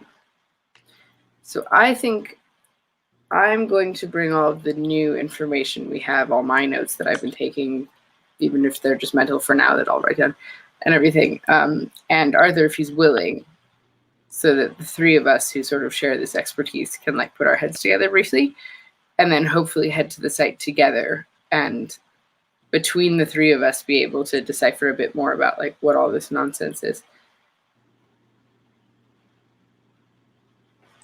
You muted, Alan. Sorry, Arthur, any thoughts? What Eglantine seems to be suggesting is fall back, rendezvous with Adriana, make a judgment. Okay. Sarge? Back to the Belgium safe house, hopefully with some Belgiques in tow. And yeah, we'll wait for a return of Adriana there. Okay, we're finishing slightly earlier, but that's fine. That's a decent point to pause, I think, until we've got Gerrit back in his seat. So that's the point at which we'll close out the episode. Again, I'd like a quick canter down the stars and wishes, please. Starting, Reggie. Any stars, Dan, that you want to pass about? I had a lot of fun. I don't know. I'm still kind of in the action. So, general good vibes. I hope nobody felt like I was trying to hog the action. I was just looking for a good exit. Okay. Yeah, and I think you delivered one. It's always good to have the unlikely hero emerge.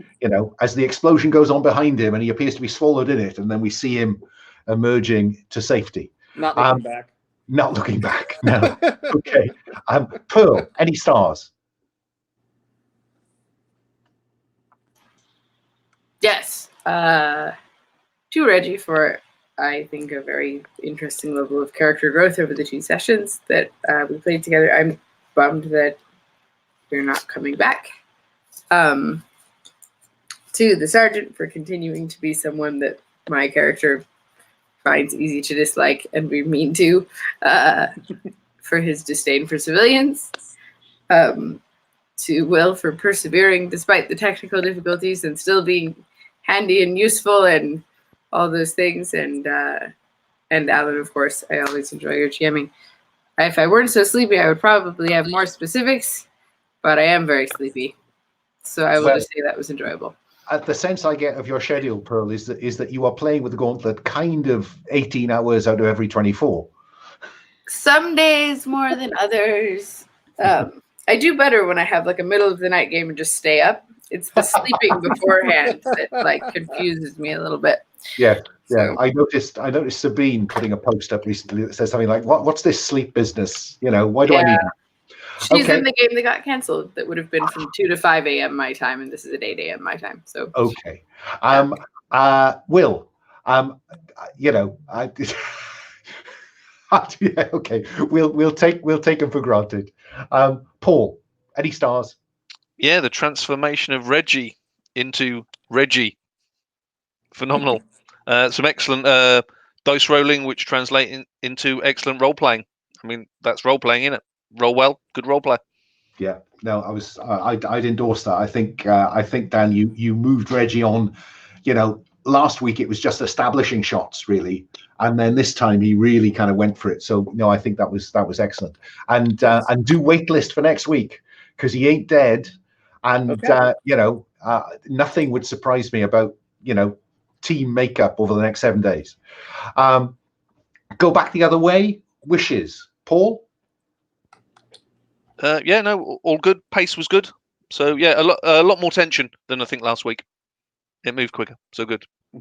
Good. I'm pleased you felt that. I was trying to get us a bit more, sliding a bit of action hero in there. Unlikely action hero as it turned out, but action hero nonetheless. Will, again, don't feel obliged, but send me some messages if there's something you want in the next session that was not in this one. Yeah. Pearl, any wishes for next time? I think I'm in the minority with this, so probably it's not a big deal. I actually like the slightly slower pace with more like dialogue and interactions. But if everybody else wants constant action, then we can have constant action. It's all right. I'm sorry, I don't mean to interrupt, but just one point of clarification. Like for me, I think pace is like how much stuff happens in a session, less that it has to be violent. Right. I guess I don't need as much stuff to happen per session as I like character interactions. It's a personal role-playing choice style thing. But yeah, thank you for the clarification, and I should have been more clear as well. No, go ahead. I think other than that, we could have all of us next time rather than having to swap people out. That's my only other wish. Yeah. And last but not least, Dan, if there was something that you could see in the next one, what would it be? For me, probably I guess my character coming back. Other than that, I guess that I'll just find out what I see on YouTube. Okay, that's fine. I'm going to end the broadcast now, so wave bye-bye to the internet.